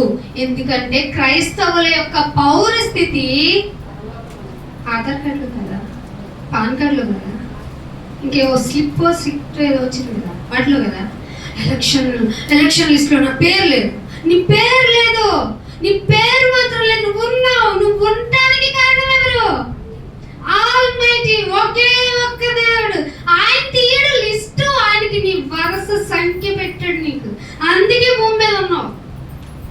మనుషులు కొంతమందికి నీ అవసరం లేదు కాబట్టి కూతురు కలిసి తీసేద్దాం అంటారు. అలా పొట్టలేదంటారు కొంతమంది. అయితే దేవుడు గుర్తుపెట్టుకోండి, దేవుడు వదిలిపెట్టడు. ఆయన కొరకు బ్రతికి చూపించండి. నేను పోషించుకుంటే క్షణ క్షణం క్షణ క్షణం ఏడుపు ఒకటే తక్కువ. ఎందుకు నేను నన్ను ఇలా పోషిస్తున్నావు? ఏలి అంటే గొప్పడు, నేనేం గొప్పదాన్ని, నేనెంత గొప్పవాడిని, నన్నెందుకు పోషిస్తున్నావు? నేను ప్రేమమయుడిని తల్లి, పోషకుడు ఆయన, మనుషులు కాదు. మనుషులు కాదు, అసలు నమ్మకండి మనుషుల్ని. చెప్పాను కదా, ప్రాచీన స్వభావం. మనము ప్రాచీన స్వభావం కలిగి ఉన్నాం, దేవుని వాక్యం విన్నాం కాబట్టి మనం భక్తి పనుల వైపు ఇదిగో మైకట్టుకుని ఎలా ఉందాం అలా ఉందాం అంటున్నాం. అసలు కాదండి. టైం దొరికితే ఎవరు చూడట్లేదంటే మన బుద్ధి మనకు తెలిసిపోతుంది. అందుకే దేవుడు ఏమన్నాడు తెలుసా? మిమ్మల్ని మీరు,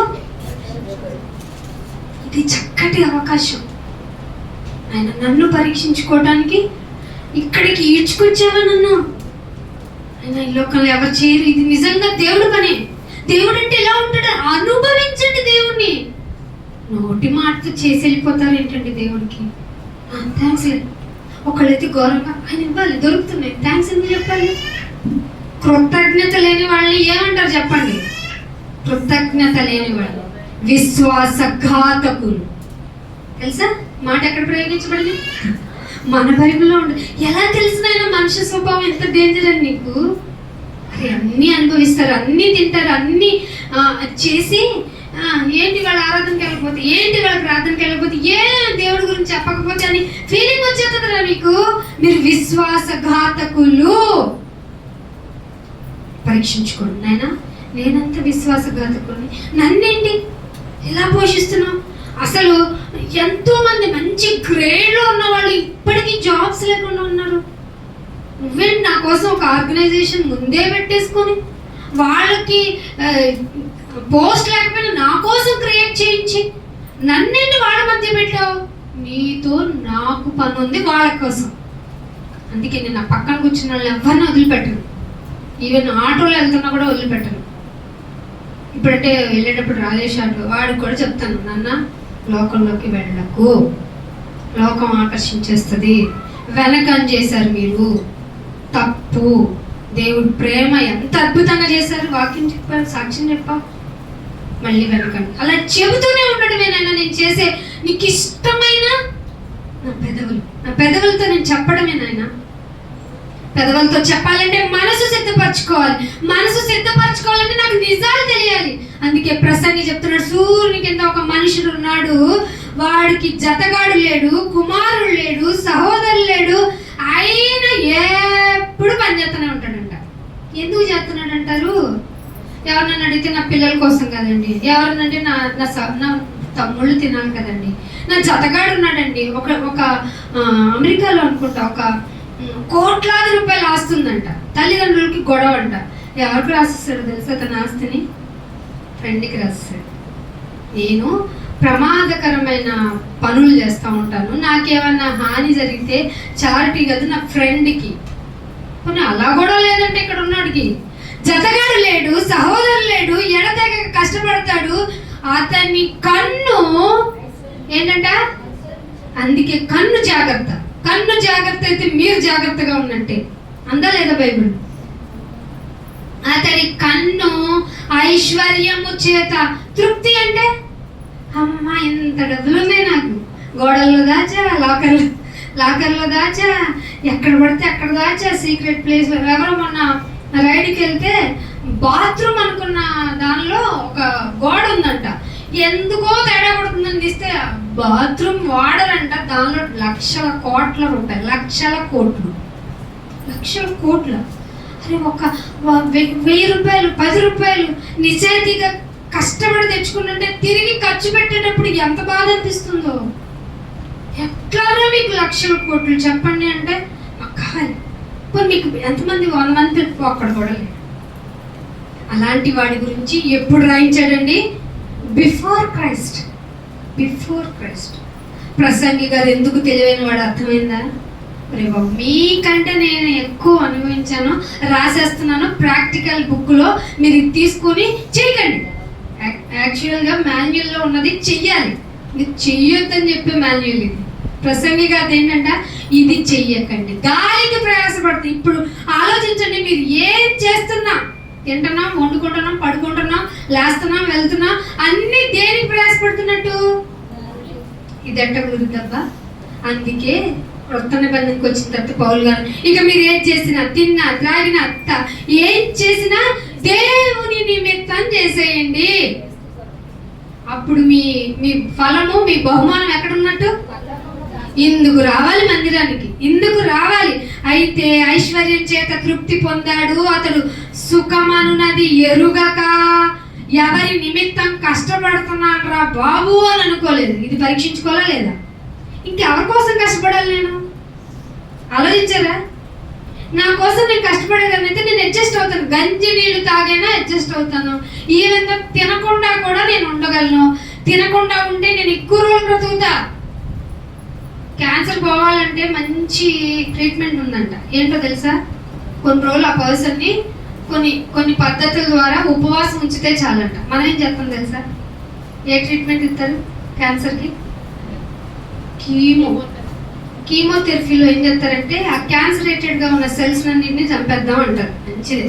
దానివల్ల ఎక్కువ శాతం తెల్ల రక్త కణాలు చచ్చిపోతాయి. ఆ తెల్ల రక్త కణాలు చచ్చిపోవడం వల్ల మనిషికి ఏమవుతుందో తెలుసా? వ్యాధి నిరోధక శక్తి తగ్గిపోయి ముందు ఆకలి అవదు, తర్వాత వాంతులే, క్షణ క్షీణించిపోతాడు. ఆఫ్టర్ ఆల్ ఉపవాసం ఉంటే పోతుంది క్యాన్సర్. మనం పెట్టుకుంది. మనిషి తన గురించి తను ఆలోచించుకుంటే చచ్చిపోతాడు. చచ్చేదాకా చచ్చిపోతాడు, చచ్చిన తర్వాత కూడా చచ్చిపోతాడు. దేవుని కోసం బ్రతకండి, ఉపవాసాలు చేసుకోండి. ఉపవాసం చేద్దామని డిక్లరేషన్ బోర్డు ఇచ్చి ఇంటికి వెళ్ళి లీటర్ పాలు తాకండి. నా శరీరాన్ని ఆయాసపరుచుకుంటాను, నా శరీరాన్ని శ్రమపరుచుకుంటాను, నాయన దీన్ని నలకొడతాను. ఎందుకంటే నలకొట్టకపోతే వినదు అని చెప్పావు కాబట్టి నలకొట్టుకుంటాను.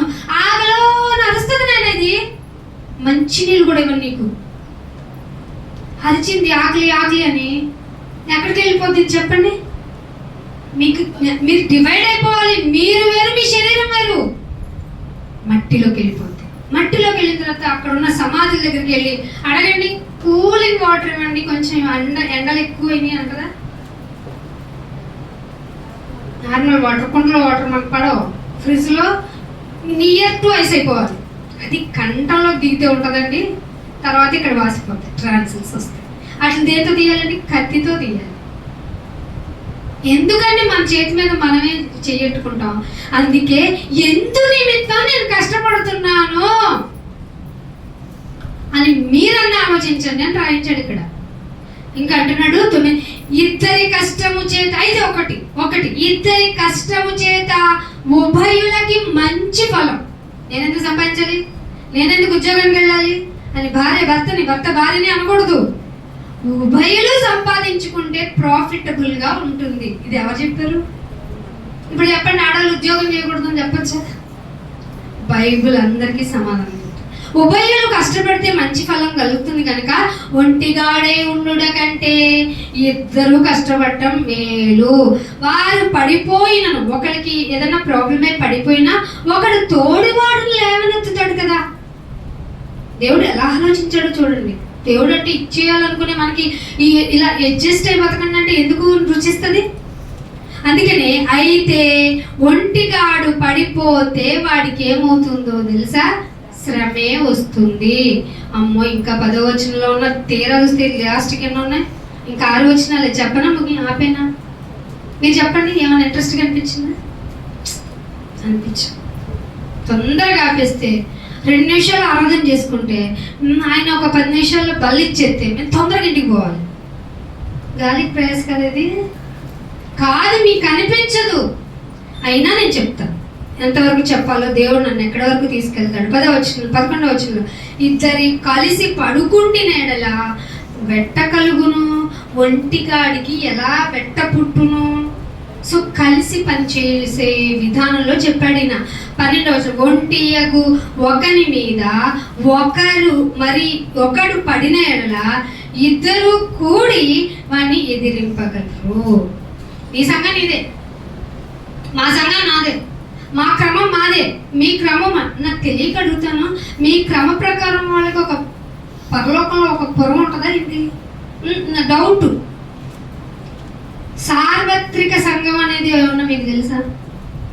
నువ్వు ఇక్కడ కూడుకున్నా, నేను అక్కడ కూడుకున్నా, అక్కడ కూడుకున్నా, ఇక్కడ కూడుకున్నా, మనందరం అక్కడికి వెళ్ళాలి, పరలోకం పైకి పోవాలి.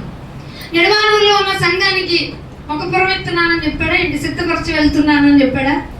నేను వెళ్ళి మీకు సంఘము స్థలము సిద్ధపరచులాగిన ముందెళ్తాను. మీరు సంఘం కోసం మీరు ఎలా వెళ్ళి ఇలా వచ్చేస్తే చాలు, మీ క్రమాన్ని నేను మెచ్చుకుంటాను, ఆ క్రమాన్ని మెచ్చుకోను అని అన్నాడా? ఎవరు ఏ విధంగా కూడుకున్నా, ఎవరు ఏ విధంగా చెప్పినా, ఎవరు నీ ఆత్మకు మేలు చేయగలుగుతారు అక్కడికి వెళ్ళాలి. ఆ సంఘాన్ని దేవుడు సత్య సంఘము, సత్యానికి స్తంభంగా ఉన్న స్థలము అన్నాడు. ఇప్పుడు ఈ మనస్సు, ఏక మనస్సు కలిగిన అనేక సంఘాలు ఉన్నాయనుకోండి, ఎవరన్నా ఆపోజిట్గా ఉండి మనల్ని ఏమన్నా చేయగలుగుతారా? ఇప్పుడు మనం 3000 శాఖలు ఎప్పుడో వెళ్ళిపోయాము. అది కాకుండా ఇప్పుడు ఊరికి ఒక సంఘంగా, పేటకు ఒక సంఘంగా, సంఘానికి ఇంకొక సంఘంగా, ఇంటికి ఒక సంఘంగా విడిపోయిన మనల్ని ఎవరు విడదీయగలరో తెలుసా? ఈజీగా సాతాను మనుషుల చేత ప్రేరేపించి డివైడ్ చేసేయగలరు. అదే ఇక్కడ చెప్పాడు. ఎంత మ్యాటర్ ఉంది. ఒంటరి యెహోవాను ఒకని మీద మరొకడు పడిన ఎడల ఇద్దరూ కదిరి ఎదిరింపగలరు. 3 పేటల తాడు, ఇది ఉంది కదా, 3 పేటల తాడు. 3 పేటలది కాబట్టి మనం ఏం చేసుకోవాలి? పెళ్లి చేసుకునేటప్పుడు తాళి కట్టుకోవాలి అంతే. ఎక్కడికి నుంచి ఎక్కడికి లాక్కెళ్తాం తెలుసా? మనం దేనైనా శరీరాన్ని కట్టి పెట్టుకోవడంలో మనకు మించిన వాళ్ళు లేరు. 3 పేటల తాడు అంటే దేంటి? మంగళ సూత్రం పెట్టుకోవాలి. ఎవరు చెప్పారు? ఆదాంకి అవ్వకి ఏ సూత్రం ఇచ్చాడు? ఏ తాడు ఇచ్చాడు దేవుడు చెప్పండి? ఏ దండలు ఇచ్చాడు మార్చుకోమని? మనకి ఇష్టమై మనం గౌన్ వేసుకొని, మనం కోట్ వేసుకొని, మనం ఉంగరాలు కొడుకొని, ఆ ఉంగరాలు తీసి మళ్ళీ ఎక్కడో పెట్టుకొని, ఇవన్నీ పడే పాటలు మనవి. ఈ మాట తీసుకెళ్ళి చదివేస్తారు అక్కడ. మీరేమో పెళ్ళిళ్ళలో ప్రసంగాలకి మమ్మల్ని పిలవరు, ఎందుకంటే మీకు కొట్టుడు పడుతుంది. నన్ను కొట్టిన ఎడలా నేను ధన్యుడిని అనుకునే వాళ్ళు దొరుకుతారా? మీకేం కావాలి? పెళ్ళి అంటే పాటలు ఉన్నాయా? మేము కూడా కుదిరితే స్టెప్ వేస్తాం. ఏంటి ఆట పాట? ఎందుకు మీకు ఆట పాట? శరీరం డిఫెన్సివ్గా లేదు. అందుకనే 3 పేటల తాడు త్వరగా తెడిపోదు కనుక పెళ్లి శాతం అనుకోకండి. అది స్ట్రాంగ్గా ఉండటానికి చెప్తున్నా. తెలుగులో అలంకార ఏదో ఉంది, తెలుగు అలంకార స్వభావంలో చెప్పబడుతుంది, గట్టిది ఉపమానంగా చెప్పబడుతుంది. 13వ వచనం చూడండి. మూఢత్వము చేత బుద్ధి మాటలిక చెవి యొగ్గలేని ముసలి రాజు కంటే. ముసలోడికి ఏమవుతుంది? ఇక్కడ నుంచే మొదలైంది. ముసలి వాళ్ళకి మూర్ఖత్వం ఎక్కువ. ఆ మూర్ఖత్వం వల్ల ఏమన్నాడు? బుద్ధి వచ్చి ఇంకేమన్నా నేను ఇంకేం చేయాలి, అన్నీ చేసి వచ్చా, అన్నీ చూసి వచ్చా అంటాడు. పళ్ళు లేని బోసిన ఉరుతాం, నాకు తెలుసు అన్నీ అంటాడు. వాడు ముసలి రాజు అయితే ఇంకెంత అహంకారం ఉంటుంది చూడు. ఇక మాది కదిలితే యాటిట్యూడే ఉంటుంది. అలా అంటాడంటే ఏంటాడు? బుద్ధి వచ్చే మాటలు అదే చెప్తున్నాడు. మూఢత్వము చేత బుద్ధి మాటలకి ఇక చెవి ఇవ్వని వాడు ముసలి రాజు అయితే ఏంటి? వాడికన్నా పేదవాడు ఉంటాడు చూసావా? మిర్చి, వాడికి డబ్బులు లేవు, వాడికి ఆస్తి లేదు, వాడికి పిల్లనే ఇవ్వకూడదు, వాడు ఇట్లా అంటాడు, వాడు ఎలా అంటాడు, స్టేటస్ ఉండాలి అని అనుకుంటాం కదా. మనం ఒక పారామీటర్ పెట్టుకున్నాం కదా బుద్ధిమంతుడు అంటే. అలాంటి వాడికన్నా పేదవాడయ్యి జ్ఞానవంతుడైన చిన్నోడు ఉన్నాడే మీరు పిలవరు, మనం పిలవం. సంఘంలో పేదవాడండి, ఆయన ఖర్చులు ఆయనే పెట్టుకొని వస్తాడండి, రూపాయి తీసుకోడండి పాస్టర్ గారు అని ఆయనకి ఇంకో ప్రసంగం ఇస్తారండి. ఎవరికి ఇస్తారు చెప్పండి ప్రసంగం? చెప్పండి, మీకు తెలుసుగా. ఆయన వస్తుంటే రోడ్ అంతా మారు మోగాలి, రెడ్ కార్పెట్ వేస్తారు, వేసిన దానిలో మళ్ళీ పూలు వేస్తే కింద కార్పెట్ లాగా అదొకటి అవ్వాలి, డప్పులు వాయించాలి. ఎందుకు నీకు? ఎందుకు? నిన్ను నువ్వు హెచ్చించుకుంటున్నావు. మరి బైబిల్ ఏం చెప్పింది? మీకు ఉచితంగా వచ్చింది, ఉచితంగా చెప్పబడే వాళ్ళని ఎత్తుక్కోండి. అందుకే మేము ఎక్కడికి తినటానికి కూడా భయపడదు. పాస్టర్లు అంటే ఆయనకి కూర పెట్టకపోతే రాడు, ఈయనకి చేయకపోతే రాడు, ఏసీ ఉండాలి. ఎందుకంట మా ఖర్చులతో మేము, అలాగే మీరు కూడా ఏం చేశారు? పౌలు గారు గుడారాలు కుట్టుకున్నాడా? సకల విద్య ప్రావీణ్యత నేర్చుకున్నాడు కదా. ఆయన రాసిన హెబ్రీల పత్రిక చూస్తే ఆయనకి కమాండ్ ఎంతో అర్థమవుతుంది ధర్మశాస్త్రం మీద. రోమీలతో ఆర్గ్యుమెంట్ చేస్తుంటే ఏంటి ఇంతగా క్రీస్తు గురించి చెప్పడానికి ఎంత నాలెడ్జ్ ఎక్కడి నుంచి వచ్చింది అనిపిస్తుంది. ఇంకా గలతీలకి, కొలసీలకి, పేతురు గారికి ఈ విషయాలన్నీ చెబుతుంటే ఎంత బాగా నేర్చుకున్నాడు. ఇంత నేర్చుకున్నానంటే ఏం వృత్తి చేస్తున్నాడు చెప్పండి? ఇష్టపడతారండి. ఒక మంచి డిగ్నిఫైడ్ వర్క్ కావాలండి. అందరిలో బాగోదు కదండి. దానికి గవర్నమెంట్ జాబ్ అయితే బాగుంటుంది కదండి. ఇక్కడ ఏమంటున్నాడంటే ముసలి రాజు కంటే పేదవాడు జ్ఞానవంతుడైన చిన్నవాడు శ్రేష్ఠుడు అంటే ది బెస్ట్ కదా. మీరు చిన్నవాడిగా ఉండాలనుకున్నారా, ముసలి రాజుగా ఉండాలనుకుంటున్నారా? సంగమా, మీరు ముసలి రాజా లేకపోతే చిన్నవాడా? జ్ఞానము కలిగిన వాడై ఉన్న చిన్నవాడే సంఘంలో అవసరం, వాడే శ్రేష్ఠుడు. అయితే అట్టివాడు తన దేశమంలో పేదవాడిగా పుట్టినను పట్టాభిషేకము నొందుటకు సరసాలలో నుండి బయటికి పోతాడు. ఆ పేదవాడు ఉన్నాడు చూసావా, బుద్ధి వచ్చే మాటలు విన్నాడు అనుకో, బుద్ధి వచ్చినట్టు బుద్ధి ప్రకారంగా నడుచుకుంటాడు కదా. బుద్ధిగా నడుచుకుంటే ఎక్కడికి వెళ్తారో తెలుసా? బుద్ధిగా నడుచుకున్నాడు ఈ కాలం ప్రకారం జైలుకి పోతారు, జైలుకే పోతారు. కొంతమంది చెప్తున్నారు మీరు ఎవరిని ఏమి రిస్ట్రిక్షన్ చేయకండి. ఇప్పుడు రోడ్డుకి బాబు ఎందుకు ఆపోజిట్గా పోతున్నావు, ఇటు పోవాలి కదా అని అనకండి.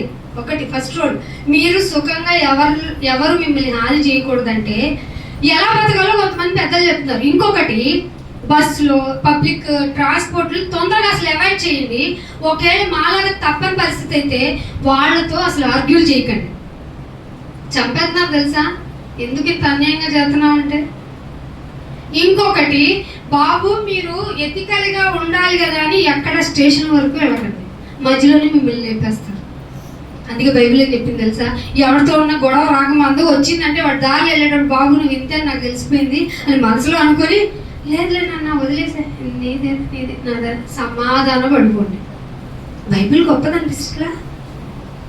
అందుకే చెరసాలకు పోయిన ఈ చిన్నవాడైన బుద్ధిమంతుడు పట్టాభిషేకం అందడానికి చెరసాల నుంచి, అంటే పట్టాభిషేకం అంటే ఏంటి? వాడికి ఏం నేర చరిత్ర ఉండకూడదే, చెరసాలలో వేస్తే నేర చరిత్ర వస్తుంది. నో నో నో, బుద్ధిమంతుడైన వాడు, ఎథికల్ లైఫ్ గా ఉన్నవాడు ఈ లోకం ఉంటుంది. ఈ రోజుల్లో నిజాయితీగా ఉంటే ఏం జరుగుతుంది? రూపాయి ఎవడో పెట్టాడు, రూపాయి ఎవరు నిజాయితీగా ఉండకూడదంట. నిజాయితీగా ఉంటేనే దేవుడు చూస్తాడు. అది నిన్ను చెరసాలలోకి వేసిన పట్టాభిషేకం చేయించడానికి వస్తాడు. ఏసేపుని ఎలా వేయించాడు? ఏసేపు నీతిగా నేను ఎలా ఆ దేవుని ఎదుట ఎలా పాపం చేస్తాను చెప్పమ్మా. అప్పుడు ధర్మశాస్త్రం ఉందా? దేవుడు ఉన్నాడని నమ్మాలి. నమ్మిన వాడు ఉన్నాడని గుర్తిరిగి ఆయన కొరకు బ్రతకాలి. అలా ఉన్నందుకు ఆయన తీసుకెళ్ళి అక్కడేసారు చెరసాల. ఫీల్ అవ్వద్దు. చెరసాల్లో ఉండి పట్టుకొచ్చేది ఎవరు? రాజు చేయడానికి పట్టుకొస్తాడు దేవుడు. సో మీ లెవెల్లో, మీ గ్రూప్లో మీరు నిజాయితీగా ఉండి చూపించండి. దేవుడు హైలైట్ చేసుకుంటాడు. దేవుడు హైలైట్ చేస్తే ఎవరు తీయగలరు చెప్పండి? అందుకే లాస్ట్గా 15, సూర్యుని క్రింద సంచరించు సజీవులందరూ గతించిన రాజునకు బదులుగా రాజైన ఈ చిన్నవాని పక్షమునే ఉంటారు. ఇది అర్థమైందంట. ఈ చిన్నవాడు బిఫోర్ ఎలా ఉన్నాడు? పేదవాడు ఎలా ఉన్నాడు చెప్పండి? పేదవాడైన వాడు, జ్ఞానం కలిగిన వాడు, చిన్నవాడు. ఎవరి దృష్టిలో శ్రేష్ఠుడు? ఈ చిన్నవాడిని ఈ పట్టాభిషేకం చేయడానికి జైలు నుంచి తీసుకొస్తే అప్పుడు ప్రజలు టప్పట్లు కొడతారంట. అందాక చిన్న నన్ను పట్టించుకున్నారా? సో నిజాయితీగా ఉండండి, దేవుడి కొరకు బ్రతకండి. ఆ బ్రతికే విధానంలో మీరు పేదవాళ్ళైనా, అసలు మీరు ఏదో పత్రిక, మీరు ఈ లోకంలో పేదలై ఉన్నవారు దేవుని దృష్టిలో ఎప్పుడైనా విన్నారా? నేను పెద్ద. దేవుడి కొరకు పేదగా ఉండండి. లాస్ట్ వచనం, అతనికి ఆధిపత్యము క్రింది జనులకు లెక్కే లేదు. అయినను తరువాత రాబో వారు వీని అంది. ఎందుకు ఇష్టపడరు? నీతిగా ఉంటాడు కదా, నిజాయితీగా ఉంటాడు కదా, బుద్ధిమంతుడు కదా, దేవునికి ఇష్టమైన శ్రేష్ఠుడు కదా. కాబట్టి ఇతనికి రాబోయే తరం పట్టం కడుతుంది అనుకోకండి. ఎంత గమనించాడండి రాజు, ఎంత గమనించాడు. రాబోయే తరం ఇష్టపడదు. కాబట్టి నిజంగా ఇది కూడా వేస్ట్, ఇది వ్యర్థమే, ఇది కూడా గాలికి ప్రయాసపడినట్టే. సో కంక్లూజన్ ఏంటంటే, 4వ పత్రిక ప్రసంగంలో మీకు అర్థమైన విధానంలో దేవుడు చెప్తుంది ఏంటంటే, సూర్యుని క్రింద ఏదైనా వ్యర్థము. కష్టపడుతుంది దేనికి? గాలికి ప్రయాసపడుతున్నారా? అయితే ఒకటి గమనించండి, మీకు పెదవులు ఇచ్చాడు దేవుడు, మాటలు సిద్ధపరచుకోండి, వరాన్ని అడగండి, అది వెతకండి. నీ మాట విని నీ ప్రభావాన్ని పరిశీలన చేసుకొని, నా జీవిత కాలం అంతా నీ కొరకు బ్రతకటానికి నా మనస్సును సిద్ధం చేసుకునే జ్ఞానం ఇవ్వండి అని మీరు కూడా మీ మనసును దేవుని కొరకు విశాలం చేయండి. ఇటు ధన్యత దేవుడు మీకు దయచేయాలని కోరుకుంటూ నా మాటలు ముగిస్తున్నాను. అందరూ సిద్ధపడండి. మీరు ప్రార్థన మించింది అవ్వాలి, అదే ఆరాధన. ఆ ఆరాధన చేసేటప్పుడు నా ప్రయాస గాలికి ప్రయాసపడింది అయినట్టుంది నాయన. లోకంలో చిన్నవాడిని లెక్క చేయనట్టు లోకంలో నన్ను ఎవరు లెక్క చేయకపోయినా పట్టించుకుంది నీవు, జీవితం ఇచ్చింది నీవు, జీవం ఇచ్చింది నీవు, నన్ను పోషించే పోషకుడు నీవు. ఇక ముందు కూడా ఏ మంచి చేసినా బుద్ధిమంతుడుగా ఉన్న, హానెస్ట్గా ఉన్న రాబో తరం పట్టించుకోలేదట. నేను రాబో తరం పట్టించుకోకపోయినా నీ కొరకు నిజాయితీగా నిలబడే తరంలో నేను ఇంకా బతికే ఉన్నాను. ఇంకా నన్ను బతికించినందుకు, నీ నిజాన్ని ఈ లోకంలోనికి తీసుకువెళ్ళడానికి సజీవంగా నన్ను ఉంచినందుకు నాయన, ఇక నేను ఏమి ఇవ్వలేను. నా పెదవులు ఇచ్చావు, అవే కదా నువ్వు అర్పణకు కోరుకోదగినవి. సో నేను వాటితో నీకు ఒక తీర్మానం చేసుకుంటున్నాను. నా బ్రతుకును నీ కొరకు సమర్పించి అది అనేకులకు ఉదాహరణ చేస్తాను అని మిమ్మల్ని మీరు దేవునికి సమర్పించుకోండి. ప్రార్థన. తండ్రి, మా జీవితం ఏమిటో, ఎలా ఉంటే బాగుంటుందో మీకు ముందే తెలుసు. అందుకే ఈ గ్రంథాల్లో ఇలాంటి మాటలు రాయించారు. కానీ భూమి మీదకి వచ్చిన మేము ఈ మాటలు పట్టించుకోకుండా గాలికి ప్రయాసపడుతున్నది అనే ఈ జీవిత విధానంలోనే గొప్ప ఉందని, డంబంగా ఎందుకు ప్రయాసపడుతున్నాము అని తెలియకుండా మా జీవితం మొత్తం గడిపేసాం. నీ సన్నిధికి వచ్చినప్పుడు మాటలను సిద్ధపరచుకోవాలంటే మాకు ఎన్నిసార్లు తెలియాలి. మమ్మల్ని మేము మార్చుకుంటున్నాం. నీ కొరకు బ్రతకటం అంటే నీకు కామన్గా పెదవులతో థ్యాంకింగ్ చేయటం అనుకున్నాం. నాయన క్షమించండి. మనస్ఫూర్తిగా మీరు ఇచ్చిన వసతుల గురించి, మీరు ఇచ్చిన జీవితం గురించి, మీరు మమ్మల్ని ఆరోగ్యంగా ఆయుష్గా ఉంచారు అంటే కారణం మేము నీకు సాక్షులుగా ఉండాలని. అందుకే మేము నీకు సాక్షులం అవ్వాలి అంటే ఈ మాటలన్నీ తెలిస్తేనే మాలో ఆయన నీ గురించిన ఆలోచన వస్తుంది. తెలుసుకుంటున్నాం, మరింతగా మమ్మల్ని మార్చుకుంటున్నాం. మా పెదవులు మీకు అర్పిస్తున్నాం. అంటే మా మనస్ఫూర్తిగా మా మాటలతో మీకు ప్రమాణం చేస్తున్నాం తండ్రి. ఇక మా జీవితాలు ఈ లోకంలో వ్యర్థంగా ప్రయాసపడటంలాగా కాకుండా నీ కొరకు బ్రతకటం అంటే ఎలా ఉంటుందో, ఎలా ఉంటారో నీ కొరకు బ్రతికిన వాళ్ళు అని మా చేతల ద్వారా చేసి చూపిస్తాం. మా హృదయం క్రొవ్వినది, మాట వినదు, దాన్ని మార్చుకుంటాం. ఆయన రాయి లాంటి హృదయాన్ని మాంసపు గుండెగా మారుస్తానన్న దేవా, మా యొక్క ప్రమాణాలు వ్యర్థమైపోకుండా మీరే మమ్మల్ని కాచి కాపాడమని, మా జీవితం అంతా నీ కొరకు సమర్పించుకునేలాగా మమ్మల్ని ఆశీర్వదించమని యేసుక్రీస్తు వారి అతి పరిశుద్ధమైన నామమున ఈ ప్రార్థనను అడిగి వేడుకుంటున్నాం తండ్రి. Amen. Thank you all of you. God bless you too.